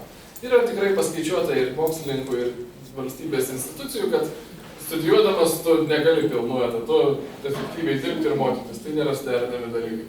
Tai leisti dirbti pusę etato. Tai tarsi turėtų užkardyti fiktyvų darbą. Bet jeigu žmogus dirba su verslo liudijimu, ten valandos nėra skaičiuojamos ir tai niekaip neužkardys. Tai čia dar yra spraga, kurios neišsprendė, bet jūs labai teisingai taikot į nišą, kuri nėra gal labai didelė, bet visiškai fiktyvi. Nes jeigu tie žmonės, tie 160 tūkstančių, sakiau, yra darbo migrantų, jie yra legalūs, jie teisėtai Lietuvoje. Aš norėčiau, kad jiems nepratesinėtų, kad būtų stengiamasi, kad skatint važiuoti namo, bet jie legaliai Lietuvoje. Tai pavyzdžiui, tai apie ką jūs kalbat, tai jau yra įstatymo apeidinėjimas, tokia pilka zona. Tarsi rado nišą, bet iš tikrųjų daro ne tai, dėl ko jiems buvo leista čia atvykti. Ar dar turim klausimų? Turim. Prašom. Virginijus. Norėčiau užduoti klausimą, jau čia įvadą jūs padarėte, šią temą tai yra paminėti žodį nacionalizmas. Jau čia baisus žodis, tas nacionalizmas. Bet yra jau švelnesnis patriotiškumo ugdymas ir iki šiol prieš keletą metų dar buvo mokyklų programuose, kokį tą 12-oką užsiprogramuoja, programą įsirašo, išleisti gyvenimą ne tik pilietišką, bet ir patriotišką žmogų. Ir prieš kažkurį laiką pasižiūrėjau vienoje kitos gimnazijos mūsų Klaipėdoje nebeliko. Patriotiškumo viskas išnyko, skambino netgi direktoriam, vadovėm, sako, Virginijau, tai mes tą darom, tai kodėl, sakau, bijote tai įsirašyti, jūs darote, o kitoj gal ir nedaro, nes to nėra. Tai reiškia, su Šimonytė du kartai per radiją, kai buvo premjerė Žinių radijo ir Lietuvos radijo Virginijus iš Klaipėdos pristato, ne? Jinai pasakė, jūs, Virginijau, prie savo nuomonės pasilikite, o aš prie savo. Nereikia. Kam to reikia? Gelūnas buvo atvykęs Simonaitytės bibliotekoje, taip pat uždaviau. Salėje neišdrįso viešai pasakyti. Vienas at vieno pasakė, žinot, ten vakaruose, ten, tas žodis čia, Grubliauskas tą patį pasakė, čia žinote, paskui fašizmas atsiranda, hitlerizmas. Tai kaip jūs manote, ar čia savicenzūra, ar čia iš Briuselio, šitą bibliotekai uždaviau. Čiagi buvo susitikimas, Jakeliūnas dalyvavo, Kubilius ir Rasa. Ir sakau, kas uždraudė? Maskva, Vašingtonas ar Briuselis, o gal mes patys. Tai kaip jūs Virginijau drįstat paskui Briuselių lyginti, dar gavau velnių nuo Rasos. Bet ir taip pat nepasakė. Tai ar yra oficialiai uždrausta, ar savicenzūra, kas čia darosi? Kasčiūnas Laurynas man buvo, taip sako, čia labai susitikime čia buvo pas jį. Super, nuomonė 100% sudaro, nežinau, jūs irgi aišku. Paulius Saudargas ir dar vienas kitas, o visi kiti kažką įsijungia, nežinau ką įsijungia. Baimė, savicenzūra, kuo bijomas? Kodėl? Kas tas pilietis be to pagrindo patriotinė? Kas tas pilietis? Popierinis? Mes ne piliečiai buvom sąjūdiečiai. Ar mes buvom piliečiai? Mes sovietiniai buvom piliečiai. Bet patriotizmas pirmoje vietoje. Kas Ukraina, kai sako, išlaikė, bet pirmus antrus metus dabar jau ten mažai jų beliko. Patriotai. Pulkas, kieno, Azovo. Ir taip toliau. Azovo pulkai iš vis vadino naciais, o dabar jau atsiprašinėja. Tai va, tai norėčiau, kad jūs truputį išpagrindame reikalas. Tai nuo pradžių tikrai niekas neuždraudė, oficialiai niekas neuždraudė, niekas nedrįstų tai pasakyti, bet yra savicenzūra tam tikro lygio. Ir jeigu jau norit sostinių, tikrai ne Vašingtonas ir tikrai ne Maskva, labiausiai Briuselis. Matot, Europos Sąjungos nėra pagrindinis rūpestis kažkaip perauklėti tautas, bet jeigu tu nori skatinti, kad žmonės tapatintųsi su Europa, o jį nori tą skatinti, tai tos nacionalinės tapatybės yra kliuvinys. Vis tiek tą Lietuvą labiau myli negu tą Europą. Šiaip jau tai yra nebendramačiai dalykai, aš taip manau. Europą mes mylim kaip kultūrinį reiškinį. Kai mes sakom, kad kai žmogaus paklausia, aš žinau, kad sociologiškai visuose tyrimuose žmonės sako, kad jie yra ir savo tautos atstovai, ir europiečiai. Bet mes esame ne visai tuo pačiu būdu. Su Europa mes tapatinamės išimtinai kultūriškai. Kai jūs sakot, kad jūs europiečiai, jūs turit galvoti ten jų katedras, jų meną, jų krikščionišką civilizaciją. Iš esmės tuos turistiškus dalykus labai subanaliai kalbant, mes turim galvoj, kai sakom, kad mes europiečiai. Dažniausiai. Kai sakom, kad mes lietuviai, mes turim galvoj ir politiką, valstybę. Kad mes ją ištikimybę jaučiam. Aš ir tautai, be abejo, ir tautai. Kai aš sakau, kad aš lietuvis, aš jaučiu ištikimybę Lietuvai. valstybei. Ir va čia atsiranda tam tikra problema, apie kurią nelabai nori šnekėti, taip metaforiškai, Briuselis. Briuseliui arba Europai tos politinės ištikimybės niekas nejaučia. Susimastykim. Aš esu tikras, visi čia sėdėme europiečiai ir atsakytume į klausimą, kad jaučiamės europiečiais.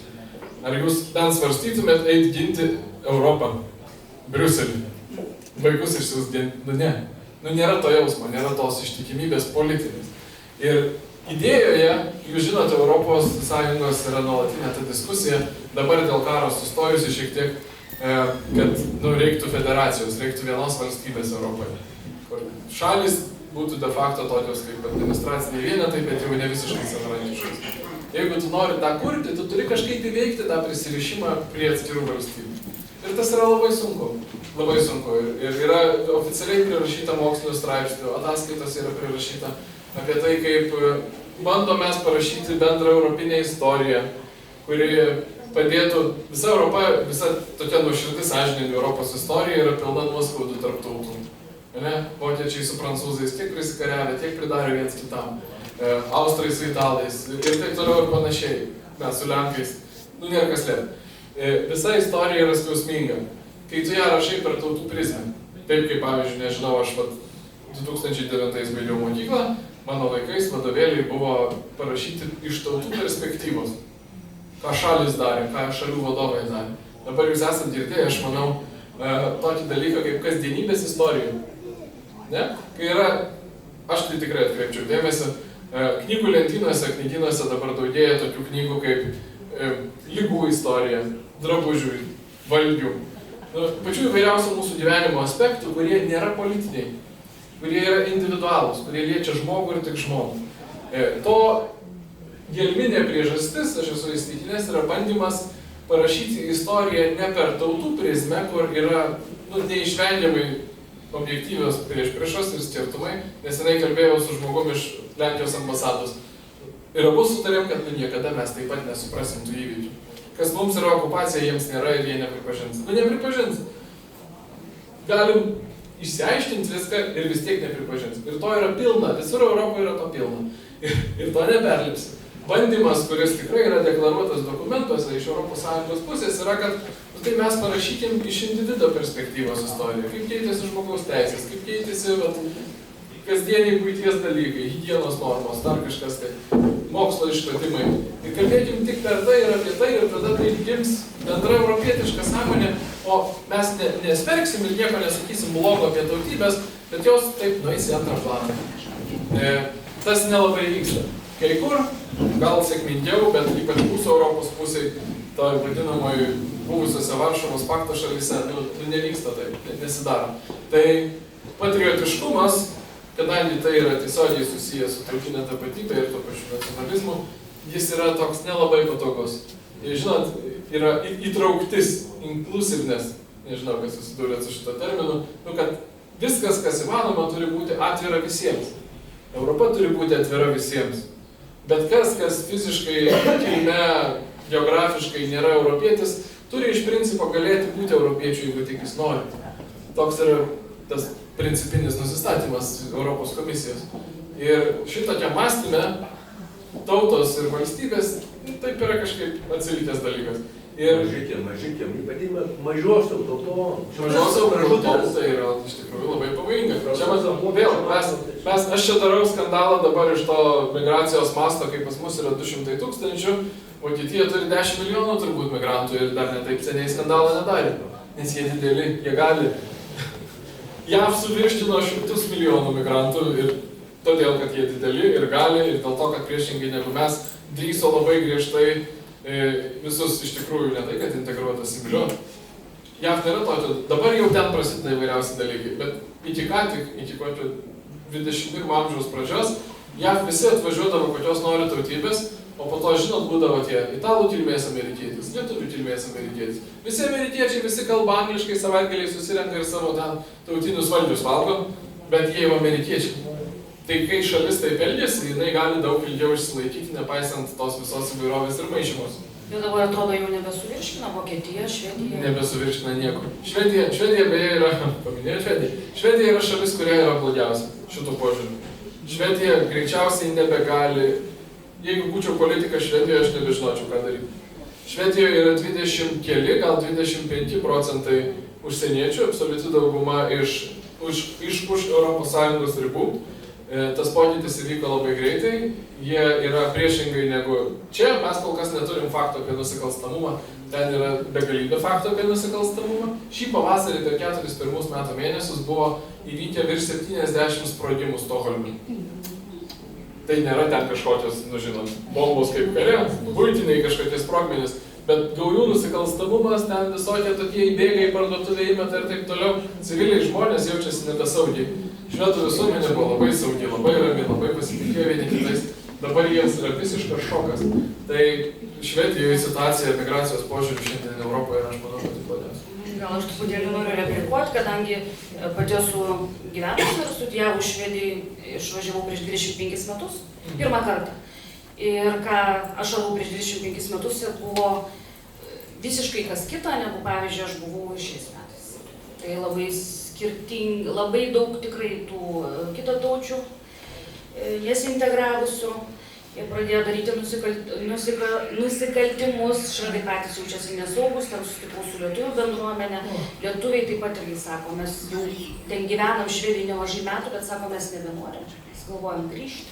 Iš tikrųjų, Švedija yra labai pasikeitus, aš irgi taip pat galiu patvirtinti. Nors tada, kai aš išvažiavau prieš 25 metus, mes turėjom tokį tarptautinį projektą Lietuva-Švedija, jau tada buvau studentė, jau tada švedai sakė, kad mes nepatinka mums, kad tiek važiuoja daug, kad jie integruojasi. 16 metais apklausose Švedijoje jau daugiausia žmonių norėjo kalbėti ir laikė svarbiausių dalykų migraciją. Bet partijos susitarė ir televizijos sutiko, kad per rinkimų debatus apie tai nekalbėsime. Aš manau, kad tai labai prisidėjo prie to, kad Švedijos demokratai, kuri taip keistai gal mums vadinasi, bet tai yra jų ta antimigracinė partija, iškilo nuo 16 metų drastiškai.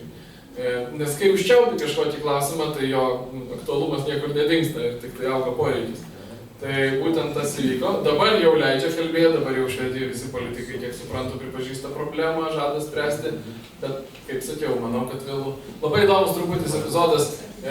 Tam pačiam Molėtų rajone mano tėvai per praėjusių metų rinkimus ten važiavo per kaimus ir sakė, vienoj gudžioj trupoje miške vienkiemi užeinam, ten duodam laikraštį, sakom, va čia nacionalinis susivienijimas, sako, ir pensinio amžiaus žmogus vyresnis, sako, žinot, prieš porą metų aš visiškai nesupratau, ką čia šneka, galvojau nesąmonę, bet tada mano sūnus iš Švediją išvažiavo.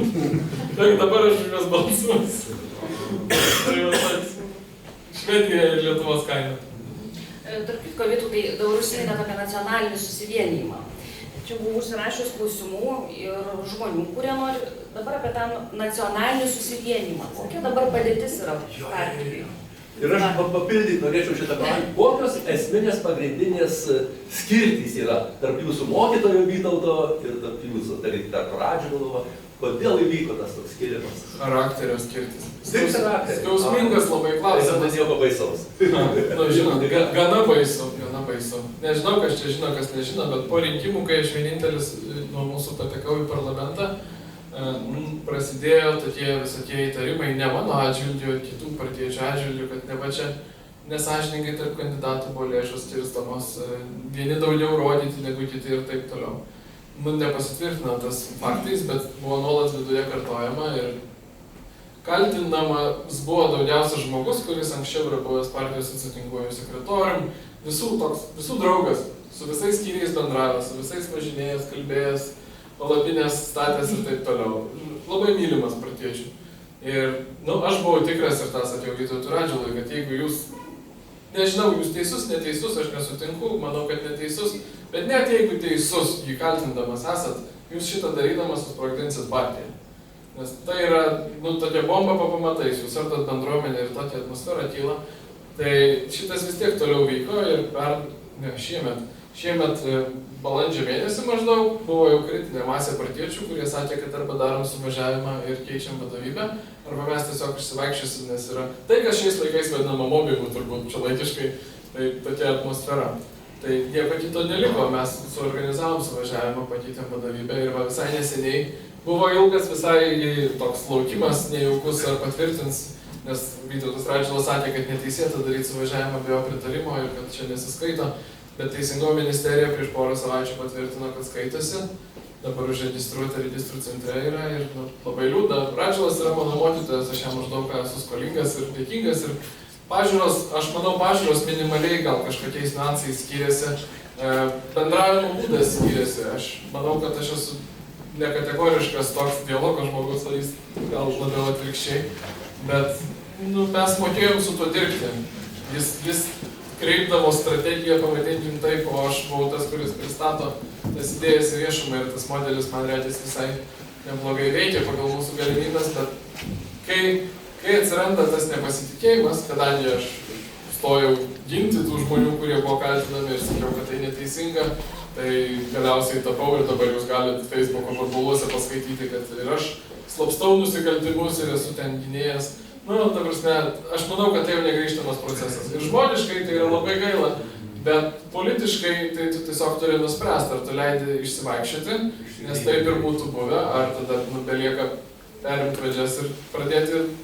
Negali sakyti, kad iš naujo yra daug nuveikta. Aš esu parlamente, mes gaunam valstybės dotaciją pagaliau pirmą kartą ir tai leidžia.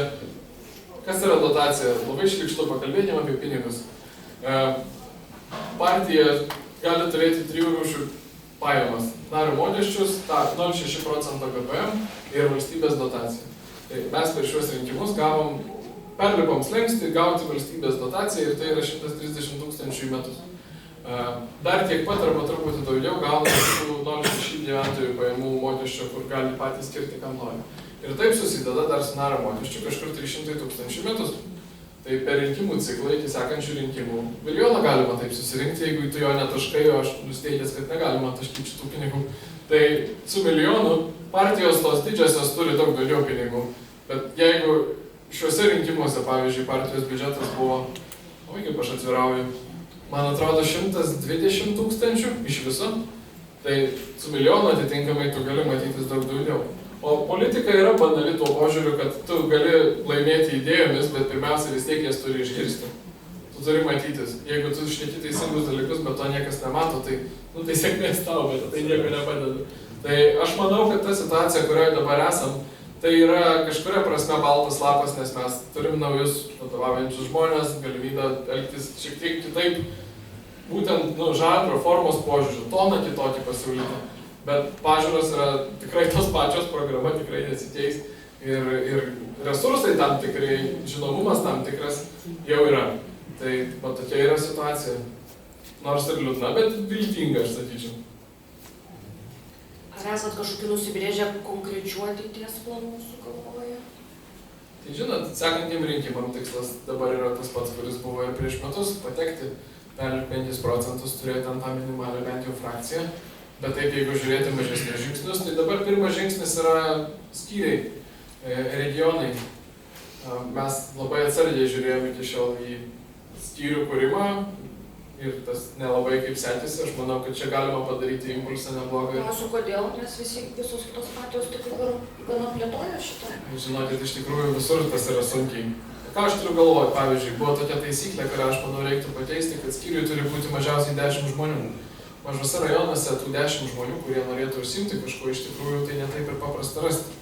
Ir tu gali turėti ir labai dažnai vairios partijos daro, turi ten 10 žmonių ant popieriaus, o realiai veikia 4. Bet o kam save apgaudinėti? Tai nusistatykim, kad ir ten 4 ar 5 užtenka, nes kas atsitinka, nežinau, ar esat veikę visuomeninėse organizacijose, ar partijos, ar dar kur nors. Ir šiaip Klaipėda tai ne provincija, tai jums sunku gal įsijausti.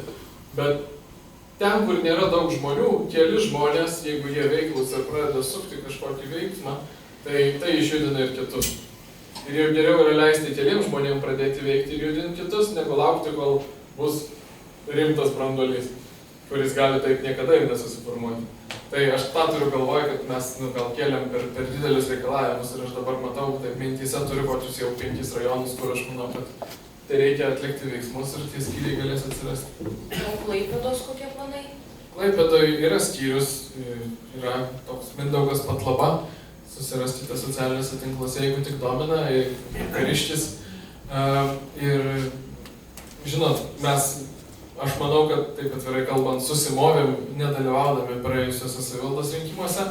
Ten grinai paskutinėmis dienomis keli žmonės atsimetė ir nepavyko užregistruoti sąrašo ir Klaipėdoje nesudalyvavom ir aš manau, kad tai turėjo tokių ilgalaikių pasiekmių neigiamų jūsų mieste, bet reikia pasitaisyti, pasitempti ir žmonių yra, galbūt tokios norinčio eiti į viešumą ir būti politikų kažkokio žmogaus tokio vedlio reikia pasidaryti. Aš nežinau, kiek būdamas kariščių, Mindaugas gali savo tą leisti, bet tikrai ieškom Klaipėdoje norinčių ir visada galit man rašyti, jeigu tik susidomėsit to, ką mes darom, ar net norėsit prisijungti, tai esu atviras.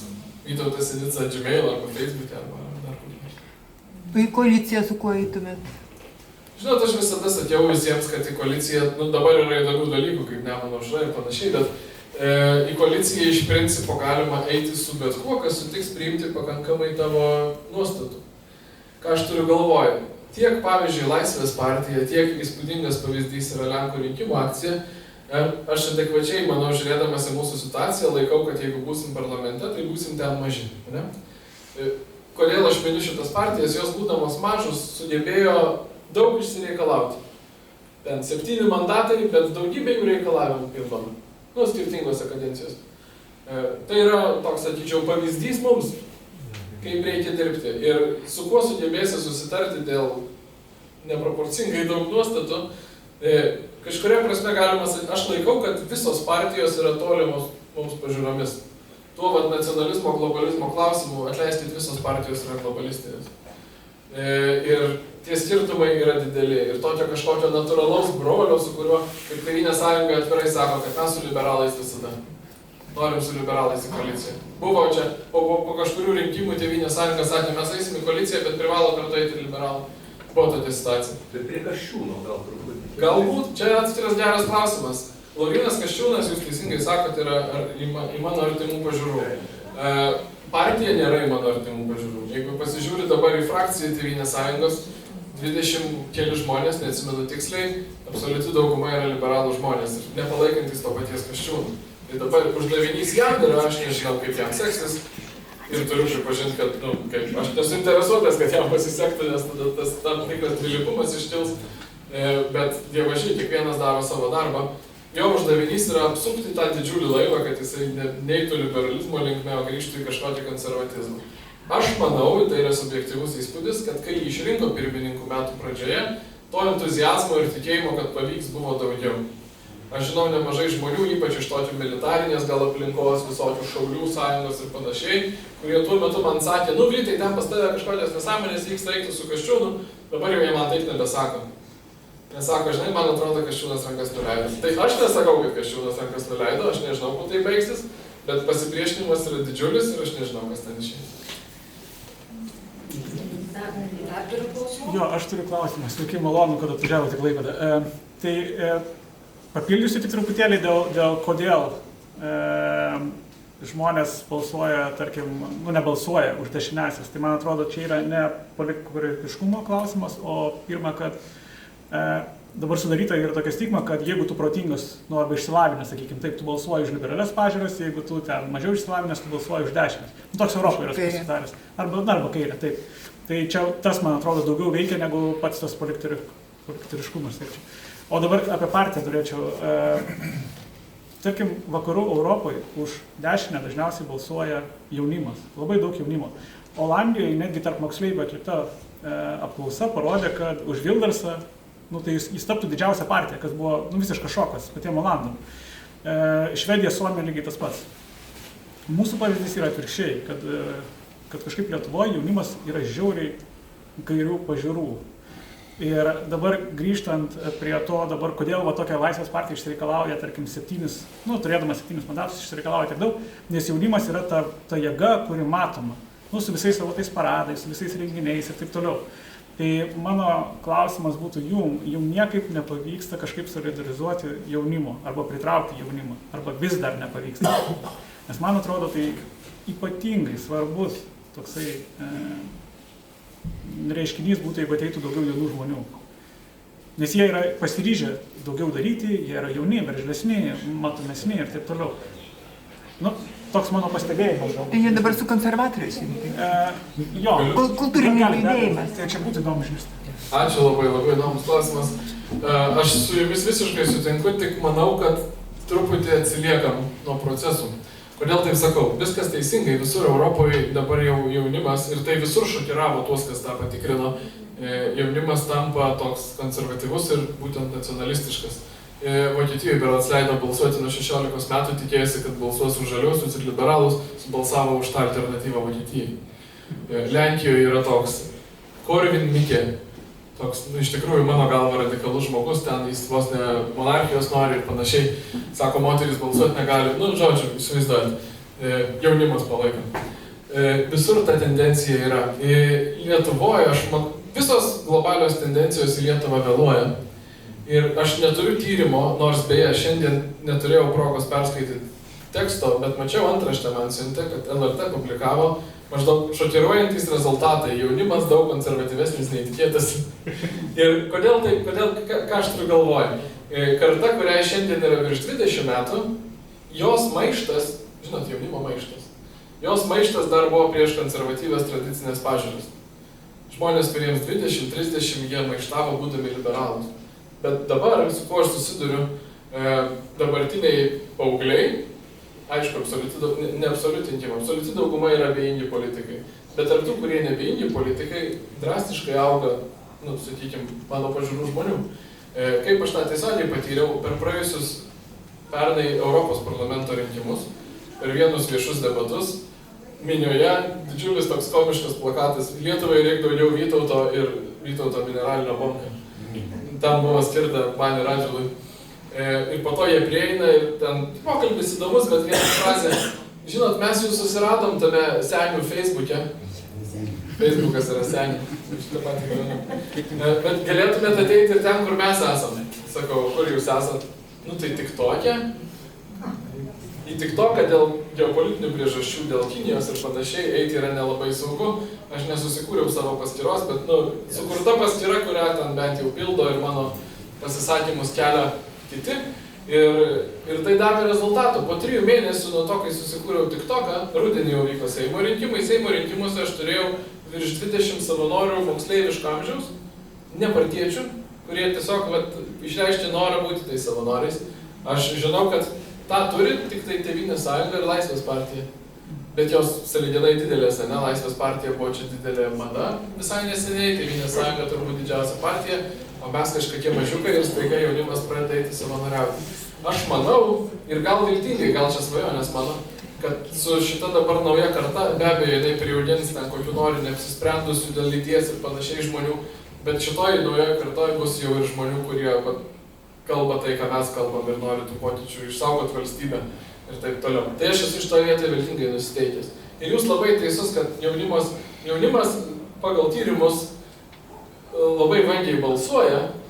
2 iš 3 pensinio amžiaus žmonių ateina į rinkimus. 1 iš 3 žmonių iki 35 metų amžiaus ateina į rinkimus. Įsivaizduojat, 2 daugiau nulėmė pensinio amžiaus žmonės negu ten, sakykime, jauniausio amžiaus žmonės. Bet kai kalba eina apie veiklą, kažkokį dalyvavimą, įsitraukimą ir taip toliau, tai taip, jaunimas turi tos energijos eiti, daryti, entuziazmo, skirti laiko ir jaučiasi ir matosi neproporcingai, kai jaunimas kažką daro, tai kiti tą mato, taip jau labai mato. Taip yra. Ir yra svarbu įtraukti juos ir aš bent manau, kad nuo pernai, prieš tai aš dariau daug klaidų šitoje vietoje, bet nuo pernai kryptingai dirbam tam, kad šitas spręstųsi. Bet kažkodėl tai dabar buvo kultūrininkų judėjimas, Klaipėdoje čia streikavo, tai pagrindė buvo gimnazistai, vaikai surinkti. Čia reiškia, tai noriu pasakyti, kad konservatoriai, liberalai jau dirba su vaikais, jau dirba. Su tai paaugliais, su 17-18 mečiais, jau jie dirba. O šiandien vis kultūrininkai tai jų yra, jau rinkiminis. O kur jūsų? Bet aš bijočiau, žinot, čia yra tai vadinama politologijoje institucinių resursų, institucinė galia. Jeigu, pavyzdžiui, yra direktoriai, ar bibliotekų, ar muziejų, ar mokyklų, ypatingai šiuo atveju, tai užduoda toną ir nukreipia. Čia kaip buvo su neužmirštuolė. atsimenat, Jelelė, nesileidžianti tai gerai, jinai ir blogai, bet jinai masiškai nuėjo per mokyklas tiesiog todėl, kad administracijos pasakė, kad va, čia nemokamai visi galim dėti. Nėra priežasčių vaikams nesidėti, kas čia to žino, va, užsidėsim. Tai čia irgi, aš nežinau konkretaus atvejo Klaipėdoje, bet aš žinau, kad per visą Lietuvą buvo labai daug kur, kad tiesiog institucijų vadovai sakė, kad kultūros proteste reikia dalyvauti. Ir aš nesakau, kad tai gerai ir blogai, nu, aišku, jeigu kažkas liepia, tai yra vienareikšmiškai blogai, visi turi būti laisvi spręsti. Bet daug kur žmonės tiesiog nuėjo, nes tokia buvo, nu, maždaug bendra atmosfera įstaigoje, kurioje dirbu. Tai nežinau, ar jūsų minimų atveju tie moksleiviai labai jau suprato, kad jie čia sąmoningai ir savo norų dalyvauja, ar tiesiog su visais. Nežinau, bet aš turėčiau tokio atsargumo. Aišku, visiškai, kiek aš matau, tai nėra joks tyrimas, tai yra subjektyvus įspūdis. Dabar tarp jaunų žmonių, vat aš matau jūsų plakatą, tai dauguma jaunų žmonių yra pilnai įsitikinę, kad yra teisingas kultūrininkų protestas. Mano, pavyzdžiui, pozicija yra tam tikra prasme per vidurį. Gal dabar mes išsivaikščiosit ir pasibaisėsit manim. Aš manau, kad dėl konkretaus ministro pasipiktinimas buvo visiškai pagristas, nes ministras buvo, nu, nei 5, nei 10 ir ypatingai kultūros ministrų būti jis netiko. Bet kai po to perėjo iki to, kad čia mes dabar iš vis nuspręsim, kad Nemuno aušra negali būti koalicijai, tai jau yra aiškinimas išrinktai valdžiai, su kuo daryti valdžiai. Tai yra ginčijimas rinkimų rezultatų. Ir aš asmeniškai pažįstu Karolį Kaupinį, tą lyderį, veidą to judėjimo. Labai protingas vaikinas, labai aš jį gerbiu. Bet šitoje vietoje aš nežinau, ar jį pagavo banga. Nežinau, ar pinigai. Tikrai nekaltinsiu, kad pinigai, bet kažkoks entuziazmas pagavo. Ir dabar jis jau kalba dalykus, kurių neturi teisės kalbėti. Nes rinkimų rezultatai yra tokie, kokie yra. Vieniem patinka, kitiem nepatinka. Man jie nepatinka, bet jie yra ir juos privaloma gerbti. Sekančius rinkimų rezultatus irgi reiks gerbti, žinot. Ir šitas dabar protestas, tiek kiek jis peržengė konkretaus ministro klausimą, ten kai pasakė, kad gal galėtų būti tada Nemuno aušros sveikatos apsauga, ministras Šukys. Vėlgi aš nemanau, kad Šukys yra labai geras politikas, man jis toks atrodo gan biurokratiškas žmogus, bet politikas kaip ir kiti politikai. Ir sakyti, kad dabar jisai nebegali būti ir nieks iš jų niekur negali būti, tai yra neadekvatu. Ir tokių protestų, jie gali, vėlgi labai svarbus momentas, visi turi teisę dėl visko protestuoti, dėl ko nori. Ir šitie protestai gali būti ir nieks neturi jų kažkaip smerkti, bet nieks neturi ir jiems paklusti. Socialdemokratai neprivalo dabar klausyti, kad kažkas jiems sako, ką priimti koaliciją, ko nepriimti koaliciją. Tai šitoje vietoje tokio kažkokio biškį susivokimo visiems ribose, ką galim, nes visi visuomeniai turim tam tikrus, ne tai, kad vaidmenys, nesugalvoju dabar gero žodžio, bet visuomenė yra tas toks sarginis šuo, kuris turi stebėti, kad nebūtų peržengtos ribos. Kartais padarumo ribos, kartais teisingumo ribos, bet vis dėlto jis ir pats kaip šuo turi jausti savo ribos kartais. Ką tu gali pradėti diktuoti, o ko negali pradėti. O kaip jums atrodo dabartinio kultūros ministrės? Man klausantis, netgi vakar, plaukai pakaušio pasistojo. Kada jūs užklausta, ką galit pasakyti, reiškia, apie tą. Nu, aš Seimo narės aš negaliu sakyti, tai už tą ir tą. Nu, čia aš pasistengsiu, nu tai atsiprašau, žmogus eina. Kur? Čia yra liūdna situacija. Aš nieko konkrečiai negaliu pasakyti dabar apie ministrę, aš jos nepažįstu, bet man yra panašu ir aš dėl šito gan tvirtai esu įsitikinęs, kad tiek jį, tiek tas Robertas Kaunas dabar yra žmonės iš didelio reikalo pastatyti į tas pareigas.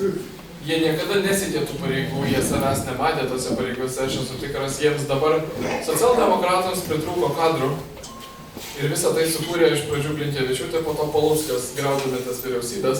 Dabar socialdemokratams trūksta žmonių į visas tas pareigas. Jie nori, kas ypač matėsi su Šakalienė, jie nori labai lojalaus žmogaus, kad žinotų, kad čia tikrai mūsų ir tikrai klausys premjerės ar ten partijos vadovybės Sinkevičiaus.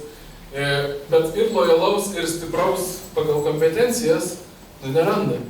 Ir tada stato žmonės, kurie nėra pasiruošę. Aš nežinau, ar jie plati žmonės, aš nemanau. Aš manau, kad ta Aleknavičienė yra padari moteris, kažkurioje srityje kompetitinga, negirdėjau nei vieno nusiskundimo, kad jinai švietimo komitetui blogai vadovavo, šitose pareigose jinai nėra pasiruošusi. Todėl šiaip jau, kai esi statomas į pareigas, kurios tau yra per didelis, bent jau tuo metu, nu tai protingiausia yra būti labai atsargiam. Visur sakyti, kad aš klausiuos, konsultuosiuos, čia mes kalbėsimės, man atrodo, jinai 100 kartų pasakė dialogas. Ir taip, šitoj situacijoje, į kurią jį yra pastatyta, taip yra protingiausia. Aš kelis kartus taip viešai sakiau, kad ana vyriausybė, aš turiu galvoj, Palucko vyriausybė buvo geresnė ir stipresnė. Paluckas vienareikšmiškai nusipelnė to, kad jį nuėmė. Yra šiaip jau niekinga, kad žmogus, būdamas tikrai turtingas milijonierius, dėl tokių mažų pinigų įsivėlė į ten tuos dalykus, kad skirtų jo įmonėms ten tą valstybės paramą. Jis sugriovė savo karjerą, partijai situaciją, vyriausybę ir valstybę pastatė į kelių mėnesių chaosą. Viskas dėl keliasdešimt tūkstančių, kai žmogus valdo milijonus. Tai yra labai, sakyčiau, niekinga. Ir jo vyriausybėje buvo daug stipresnių žmonių. Ir konkrečiai kultūros ministras Šarūnas Birutis buvo tikrai, galvas stipresnis už tai, ką aš, tiesą sakant, ir prieš tai mačiau ir po to. Šarūnas Birutis, nors atėjęs iš vis gal iš darbo partijos, yra vienas geriausių per istoriją kultūros ministrų. Aš tuo esu tikras. Ir dabar jo nebebus dėl ko? Dėl to, kad Paluckas norėjo pinigų. Tai čia Lietuva yra stipriai apmokta. Čekistų šalis. Kuo daugiau. Aš noriu jūsų paklausti nuomonės, kadangi šio kalba apie politiką ir ministrų ir viceministrų skirimus. Ar tiesiog jūsų asmeninės nuomonės ir požiūrį? Šitas visas iš dalies sujudimas arba chaosas, kurį užburia dalis žmonių ir iš kultūros bendruomenės. Ir prie to pačio vėliau kvestionuodami tam tikros partijos, netgi ne narių, o deleguotų asmenų dalyvavimas, sakykime, ministerijose, kur buvo kalba apie tai, kad tikrinti galbūt finansinius rodiklius, kaip ten buvo vykdomi projektai, kaip skirstomi pinigai. Ar nepadarė visuomenėje baimės tokios, kad apskritai žmonės, kurie profesionalai, kurie turi kompetencijas, kaip sakyt, nebeliko noro įlįsti į šitą širšių lizdą, kol jisai visas dabar užė, nes netgi paskyrus, sakykime, viceministrus. Mano subjektyvia nuomonė, jeigu nėra ministro ir pamačius, kad kai buvo skirstomas ir patikinėjamas biudžetas Seime ir išaiškėjo, kad pinigų nėra, sakykime, netgi parodai, kur yra Čiurlionio buvo numatyta Japonijoje. Akivaizdžiai buvo matyta, kad šitas sritis yra nuvažiavus į antrą planą ir nėra žmonių, kas pakovoja už tos ministerijos ir būtent kultūros srities žmonių interesus. Tam tarp ir atlyginimus, bibliotekininkų, taip visai, ne? Ir paskyrus viceministrus ir pradės kvestionuoti dar vieną viceministro kandidatūrą Broko, dėl to, kad kažkas tai iškėlė veidą bendrai su Žemaitaičiu, nesiaiškindami, kiek ten kas ir pažįstami. Tarkim, jūs būtų pafotografavęs ir sakė, kad jūs esate pažįstami. Padarė tokią meškos paslaugą, kad nei vienas blaiviai mąstantis žmogus, kol vis ir netgi paskyrus viceministrus, kultūrininkai sako, ne, mes savo piketų nebeatšauksime. Mes nusprendėme daryti ir mes dabar piketuosime prieš, iš principo. Prieš visus. Prieš viską. Ir dar pajungsim dabar medikus ir ūkininkus. O paskui dar, kadangi biudžeto svarstymo metu paaiškėjo, kad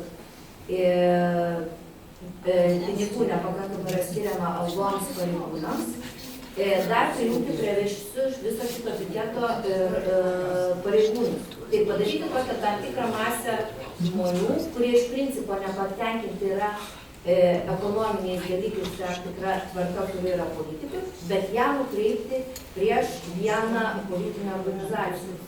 Ir kad neatsirado elementariai nei vienas žmogus, kuris norės eiti į ministro postą. Tai koks jūsų klausimas?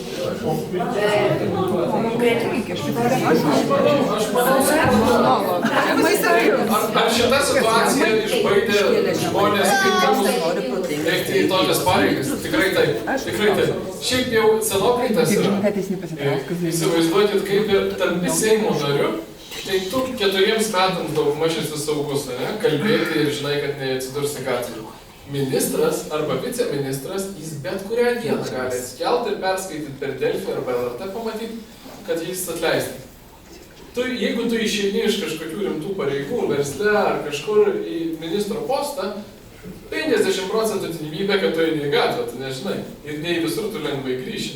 Aš žinau, kad pavyzdžiui ministras Vaičiūnas, energetikos, tai jis išėjo iš kažkokių ten, dabar neatsimenu, gerai apmokamų pareigų, priprašytas į tas pareigas ir po metų buvo per plauką negatvį. Tai va tokios situacijos yra dažnas ir įmanomas. Ir žmonės, kurie yra kompetitingi ir sėkmingi savo kažkokiose profesinėse srityse, 10 kartų galvoja ir dažniau atsisako negu ne lysti iš tas avantūras. Tiesiog iš asmeninės perspektyvos. Tu gal nori padaryti Lietuvą ir turi kažkokią viziją, kad kažką gero padarysi, bet rizika yra didžiulė, ne? Tai ministrų, viceministrų pareigos visada yra tokios gąsdinančios. Šitoj konkrečioj situacijai dabar po to Adomavičiaus tai yra keturgubai, nes dabar ta vieta yra tiesiog toksiška. Ačiū Dievui, kad ta ponia Aleknavičienė sutiko, nes šiaip jau turbūt spėju, nemačiau, nežinau, bet spėju, kad daugybė žmonių nesutiko. Nes dabar spaudimas ir įtampa ten yra tokia, kad kas gali norėti lysti. Ir tai yra sukurta. Kartais reikia. Po Palucko premjerų būti irgi nelabai maloni kėdė, bet turėjo tai, kas buvo su Palucku, tas turėjo įvykti, jis negalėjo sėdėti. Kartais tos situacijos neišvengiamos, bet faktas, kad neigiamos pasiekmes irgi didelė. Tuo labiau, kad jie ir prieš tai kalbinėjo, ar ne? Aleknavičienė? Taip. Tai kaip ją pažemino, tai yra iš vis baisu. Žmogų paskyrė, tada atšaukė, tada vėl paskyrė. Aš nežinau, kaip ją atlygins, bet kažkaip turbūt turėjo. Bet kokia tikimybė yra, kad vis tik tai iš valdančiojo koalicijos Žemaitaičio partija turėtų pasitraukti. Nebus sustojama. Žiniasklaida visa LRT yra nukreipta. Tai yra didžiulės jėgos, finansai yra tam skiriami. Kiek mes čia visuomenė dar šito, kaip sakant, cirko būsime dalyviai. Dabar cirkas čia gali užsitęsti 2-3 metus. Kiek užsitęsis cirkas tas? Nes bus visą laiką nepatenkinti, matome tą cirką. Aš nežinau, jūsų klausimas geras, bet tikrai be atsakymo. Aš bijau prognozuoti.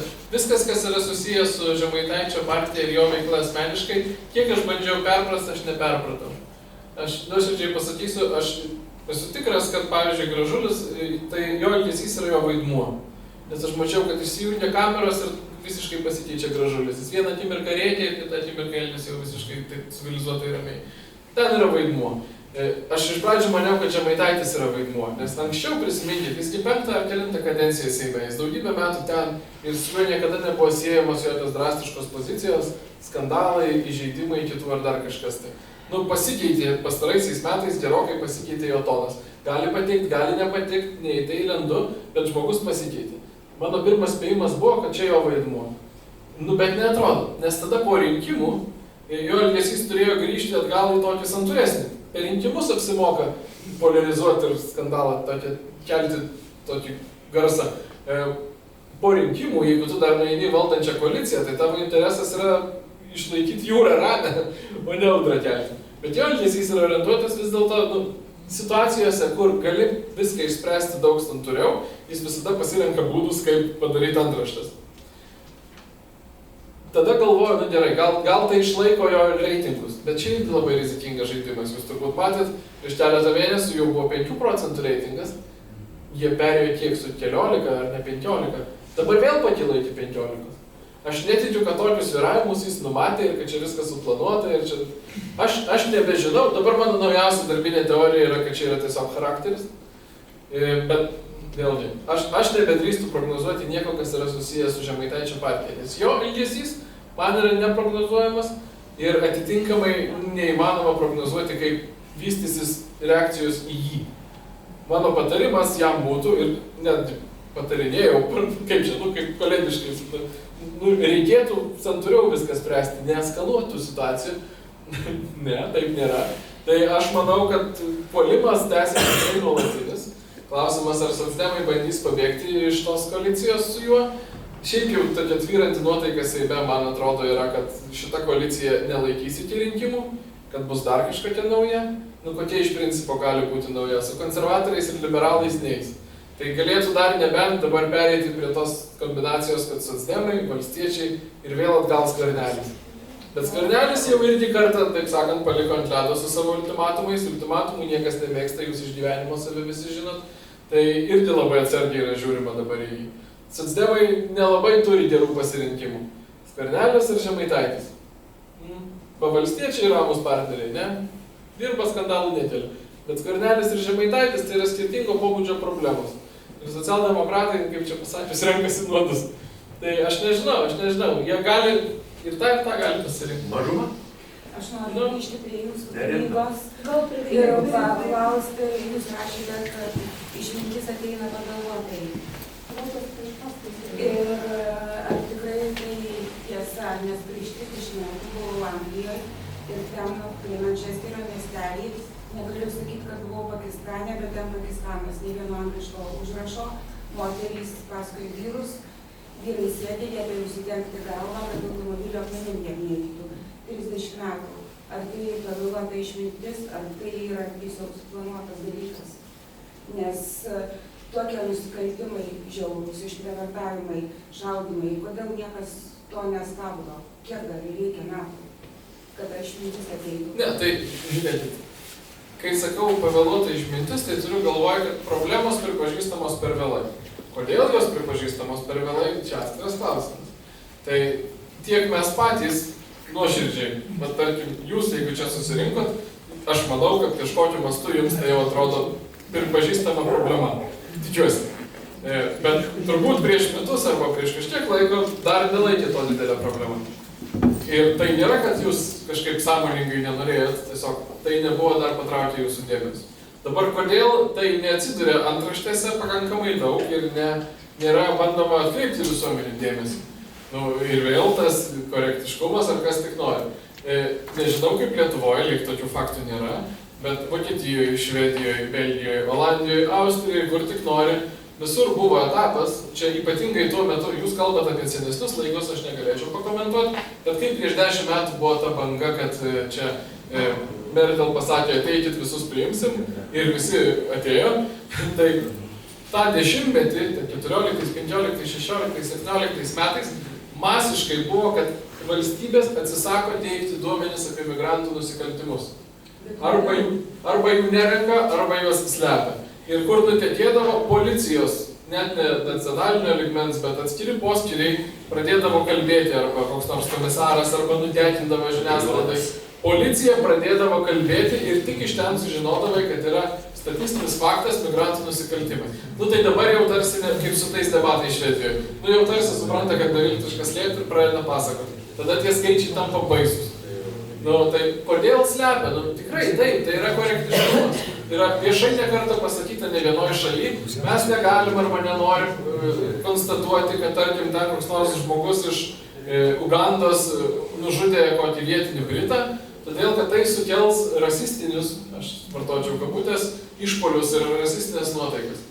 Nu, bet jeigu yra statistinis faktas, kad žmonės iš Afrikos daugiau žudo arba daugiau privartauja, tai, labai atsiprašau, nieko rasistiško yra kaltinti būtent tuos žmonės.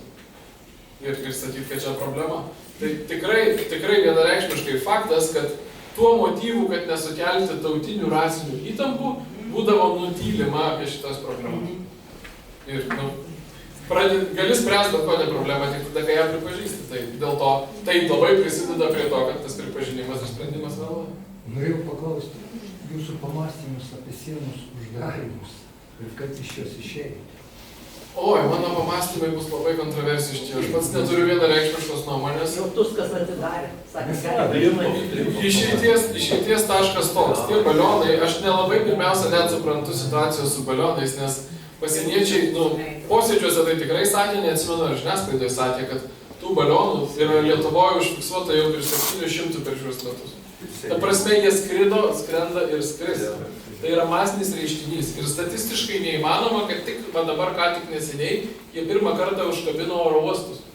Taip sakant, mes juos turėjom, bet kažkodėl to alarmo nekėlėm. Tai tada kodėl dabar iškėlėm? Nežinau. Viena versija yra, kad kadangi dabar Trumpas kelia klausimą dėl, kad reikia šildyti santykius su Lukašenka, kad čia mūsų proaktyvus veiksmas yra, kad nesudaryti sąlygų šildyti santykius. Kad čia viskas labai blogai. Ar reikia šildyti santykius? Aš nemanau, kad mes suinteresuoti kažką čia labai šildyti, bet aš manau, kad jeigu jau JAF apsisprendė, tai JAF ir šildys. Ir tada mūsų klausimas turi būti ne užsispirti ir rėkti, kad negalima, o kaip mums išeiti laimėtojais iš tos situacijos. Pavyzdžiui, jeigu, kaip man dabar atrodo, kad Trumpo administracija norėtų vėl praleisti tą trąšų tranzitą, dėl kurio čia Gabrielius Landsbergis prieš porą metų buvo, atsimenat, nemažas skandalas, kai uždarė. Tai jeigu JAV nori praleisti trąšų tranzitą, Lietuvos pozicija turėtų būti, kas mums už tai?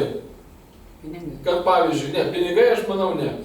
Pinigai būtų natūraliai. Kodėl pinigai gerai? Pinigai natūraliai. Už tranzitą mes imdavom, aš bijau sumeluoti, bet ar keliasdešimt ar net keli šimtai milijonų sukrisdavo į biudžetą iš to tranzito. Ir tai yra dabar tiesiog prarasti pinigai. Va, mokytojams, kultūrininkam ir pareigūnam. Bet ne, kitaip. Mes, pavyzdžiui, turim tą 1000 rotacinių JAV karių Lietuvoje. Mes norim 1000 nuolatinių JAV karių Lietuvoje. Mes norim jausti saugus. Mes norim, kad čia būtų patikimai apsaugotas jūsų trąšų tranzitas. Nu, nesvarbu. Derybinė pozicija turėtų būti, kaip išlošti kuo daugiau iš šitos situacijos, jeigu mes matom, kad jinai klostosi kažkaip galbūt mums nepalankiai. Jo labiau, kad iš to trąšų tranzito, kai mes jį uždraudėm, žinot, kas daugiausia laimėjo? Rusija. Rusija tapo numeris 1 kalio trąšų eksportuotojų pasaulyje. Prieš tai buvo Baltarusija, dabar jau Rusija. Bet Baltarusija irgi veža. Tik veža dabar jau per Rusiją. Ir tuos 200 milijonų, ar kiek jie ten susitarė, jau smoka Rusija. Žodžiu, pralošėm šitoje vietoje kapitaliai. Ir gerai yra principinga pozicija, aš pritariu. Bet sankcijos, ir šitam atrodo pritarė net Gabrielius Landsbergis, sankcijos šiaip turi būti protingos. Kaštai turi būti mažesni negu nauda. Tai prasme, mes turim nukentėti mažiau už kitą pusę. Ir šitoje vietoje šito nebuvo laikomas. Laimėjo Rusija. Baltarusija pralošė, mes pralošėm, laimėjo Rusija. Tai, o dabar dėl tų vilkikų ir sienos, šiaip jau sieną uždaryti civiliams, tiesiog, kad nevyktų tas važinėjimas, mes de facto vos nekariaujančios valstybės. Baltarusija su Rusija yra pasakysios, kad jos kariauja su NATO. Tai tiesiogiai ne, bet, jie taip konstatuoja. Mes NATO šalis. Tai gerai, kad mes nekariaujam tiesiogiai, bet santykis yra labai įtemptas ir keistas. Bet žmonės važinėja ramiausiai, nors yra valstybės rekomendacija nevažinėti. Keletą metų yra pasakyta, kad ten yra pavojinga vykti. Kas vyksta, kas ten keliauja, tie keliauja savo riziką. Tas galioja ir verslui. Verslas ten važiavo savo riziką. Tikiuosi, kad draudėsi. Dabar, ar ta siena turėtų būti uždaryta? Aš manau, kad taip, bent jau civiliai. Kroviniai šiaip jau logiškiau, kad važiuotų, nes vėl aš nematau, kas ką laimi iš to, kad kroviniai nevažiuoja. Bet ko tikrai negali būti, tai kažkokio ten prašymo malonės, kad būtų geras Lukašenka atidaryti. Bet dabar noriu pasakyti, išsiunčia tos balionus, ar ne? Taigi vis tiek iš Baltarusijos, kad siunčia, tai žino, kas juos pasiims Lietuvoje. Nejaugi negalima, neįmanoma ten surasti, kas tos balionus pasiima, kas tas kontrabandininkas gerai. Kiek gaudo policijos pareigūnai, kiek stovi už šito, nes aš žinau, buvo faktai, kad iš vieno pagauna saviškiam, kurį kūruoja policija, kad atiduoda tu parduosi. Tai va kiek tai dar yra? Aš esu girdėjęs apie tokius atvejus, bet aš negalėčiau patvirtinti ar paneigti. Paprasčiausiai nėra noras žinoti šitą susekti. Ten yra ir kortelės, tie balionai, niekas nežinau, kas pasiima. Kažkas čia kitaip. Galvoju, ar mes dar nusivaizduoju tai, ar jūsų... Nežinau, reikia jausti auditoriją. Aš matau, kad žmonės ir sukaito ir savaikščiai. Gal judami babai. Atsiprašau, galima paklausti, kokia būtų jūsų nuomonė apie Tikhanovskają? Gyvendama 5 metus Lietuvoje, jinai nė vieno žodžio nekalba lietuviškai. Sakė, aš nemoku ir nesimoku. Tai mano nuomonė apie ją yra labai vieša, man atrodo, aš šią vasarą išsišokau ją pasakydamas. Mano supratimu, ji neturėtų turėti to statuso. Jeigu ji buvo išrinkta prezidentė, kas ten irgi yra spekulacija. Prašau. Seimas neuždraudė. Ne. Tai gerai, tada baigiu. Tai jos kadencija baigėsi, jos hipotetinė kadencija baigėsi.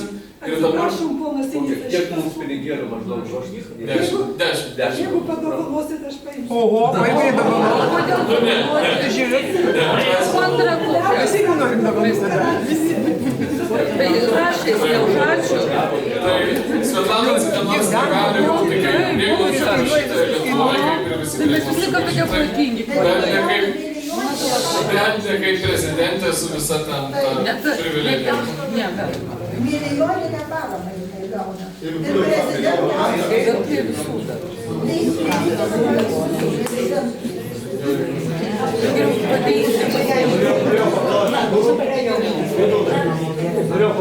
Gal paskutinis tada klausimas. Gerai, iš auditorijos. Padėjo. Negaliu atsakyti, negaliu. Korupcijos lygis išlieka aukštas, bet tai nėra kažkas, kuris specializuojasi kitos tendencijos. Iš skaudulių Lietuvos. Pripažįstu. Visiškai pripažįstu, bet neturiu nieko specifinio, ką galėčiau čia pridurti. Man atrodo, kad aš labiau norėčiau linksmą gaidą baigti šitą mūsų susitikimą, kadangi mes pradėjom kaip ir nuo knygos, tai knyga ir manau, kad baigsim. Knygą nusipirkti. 10 eurų ir viskas. Prieiti prie stalo. O galite įsigyti knygą iš paties autoriaus, manau, kad ir autografą būtų parašyti. Tai dar kartą labai dėkoju visiems atvykusiems. Ačiū labai visiems.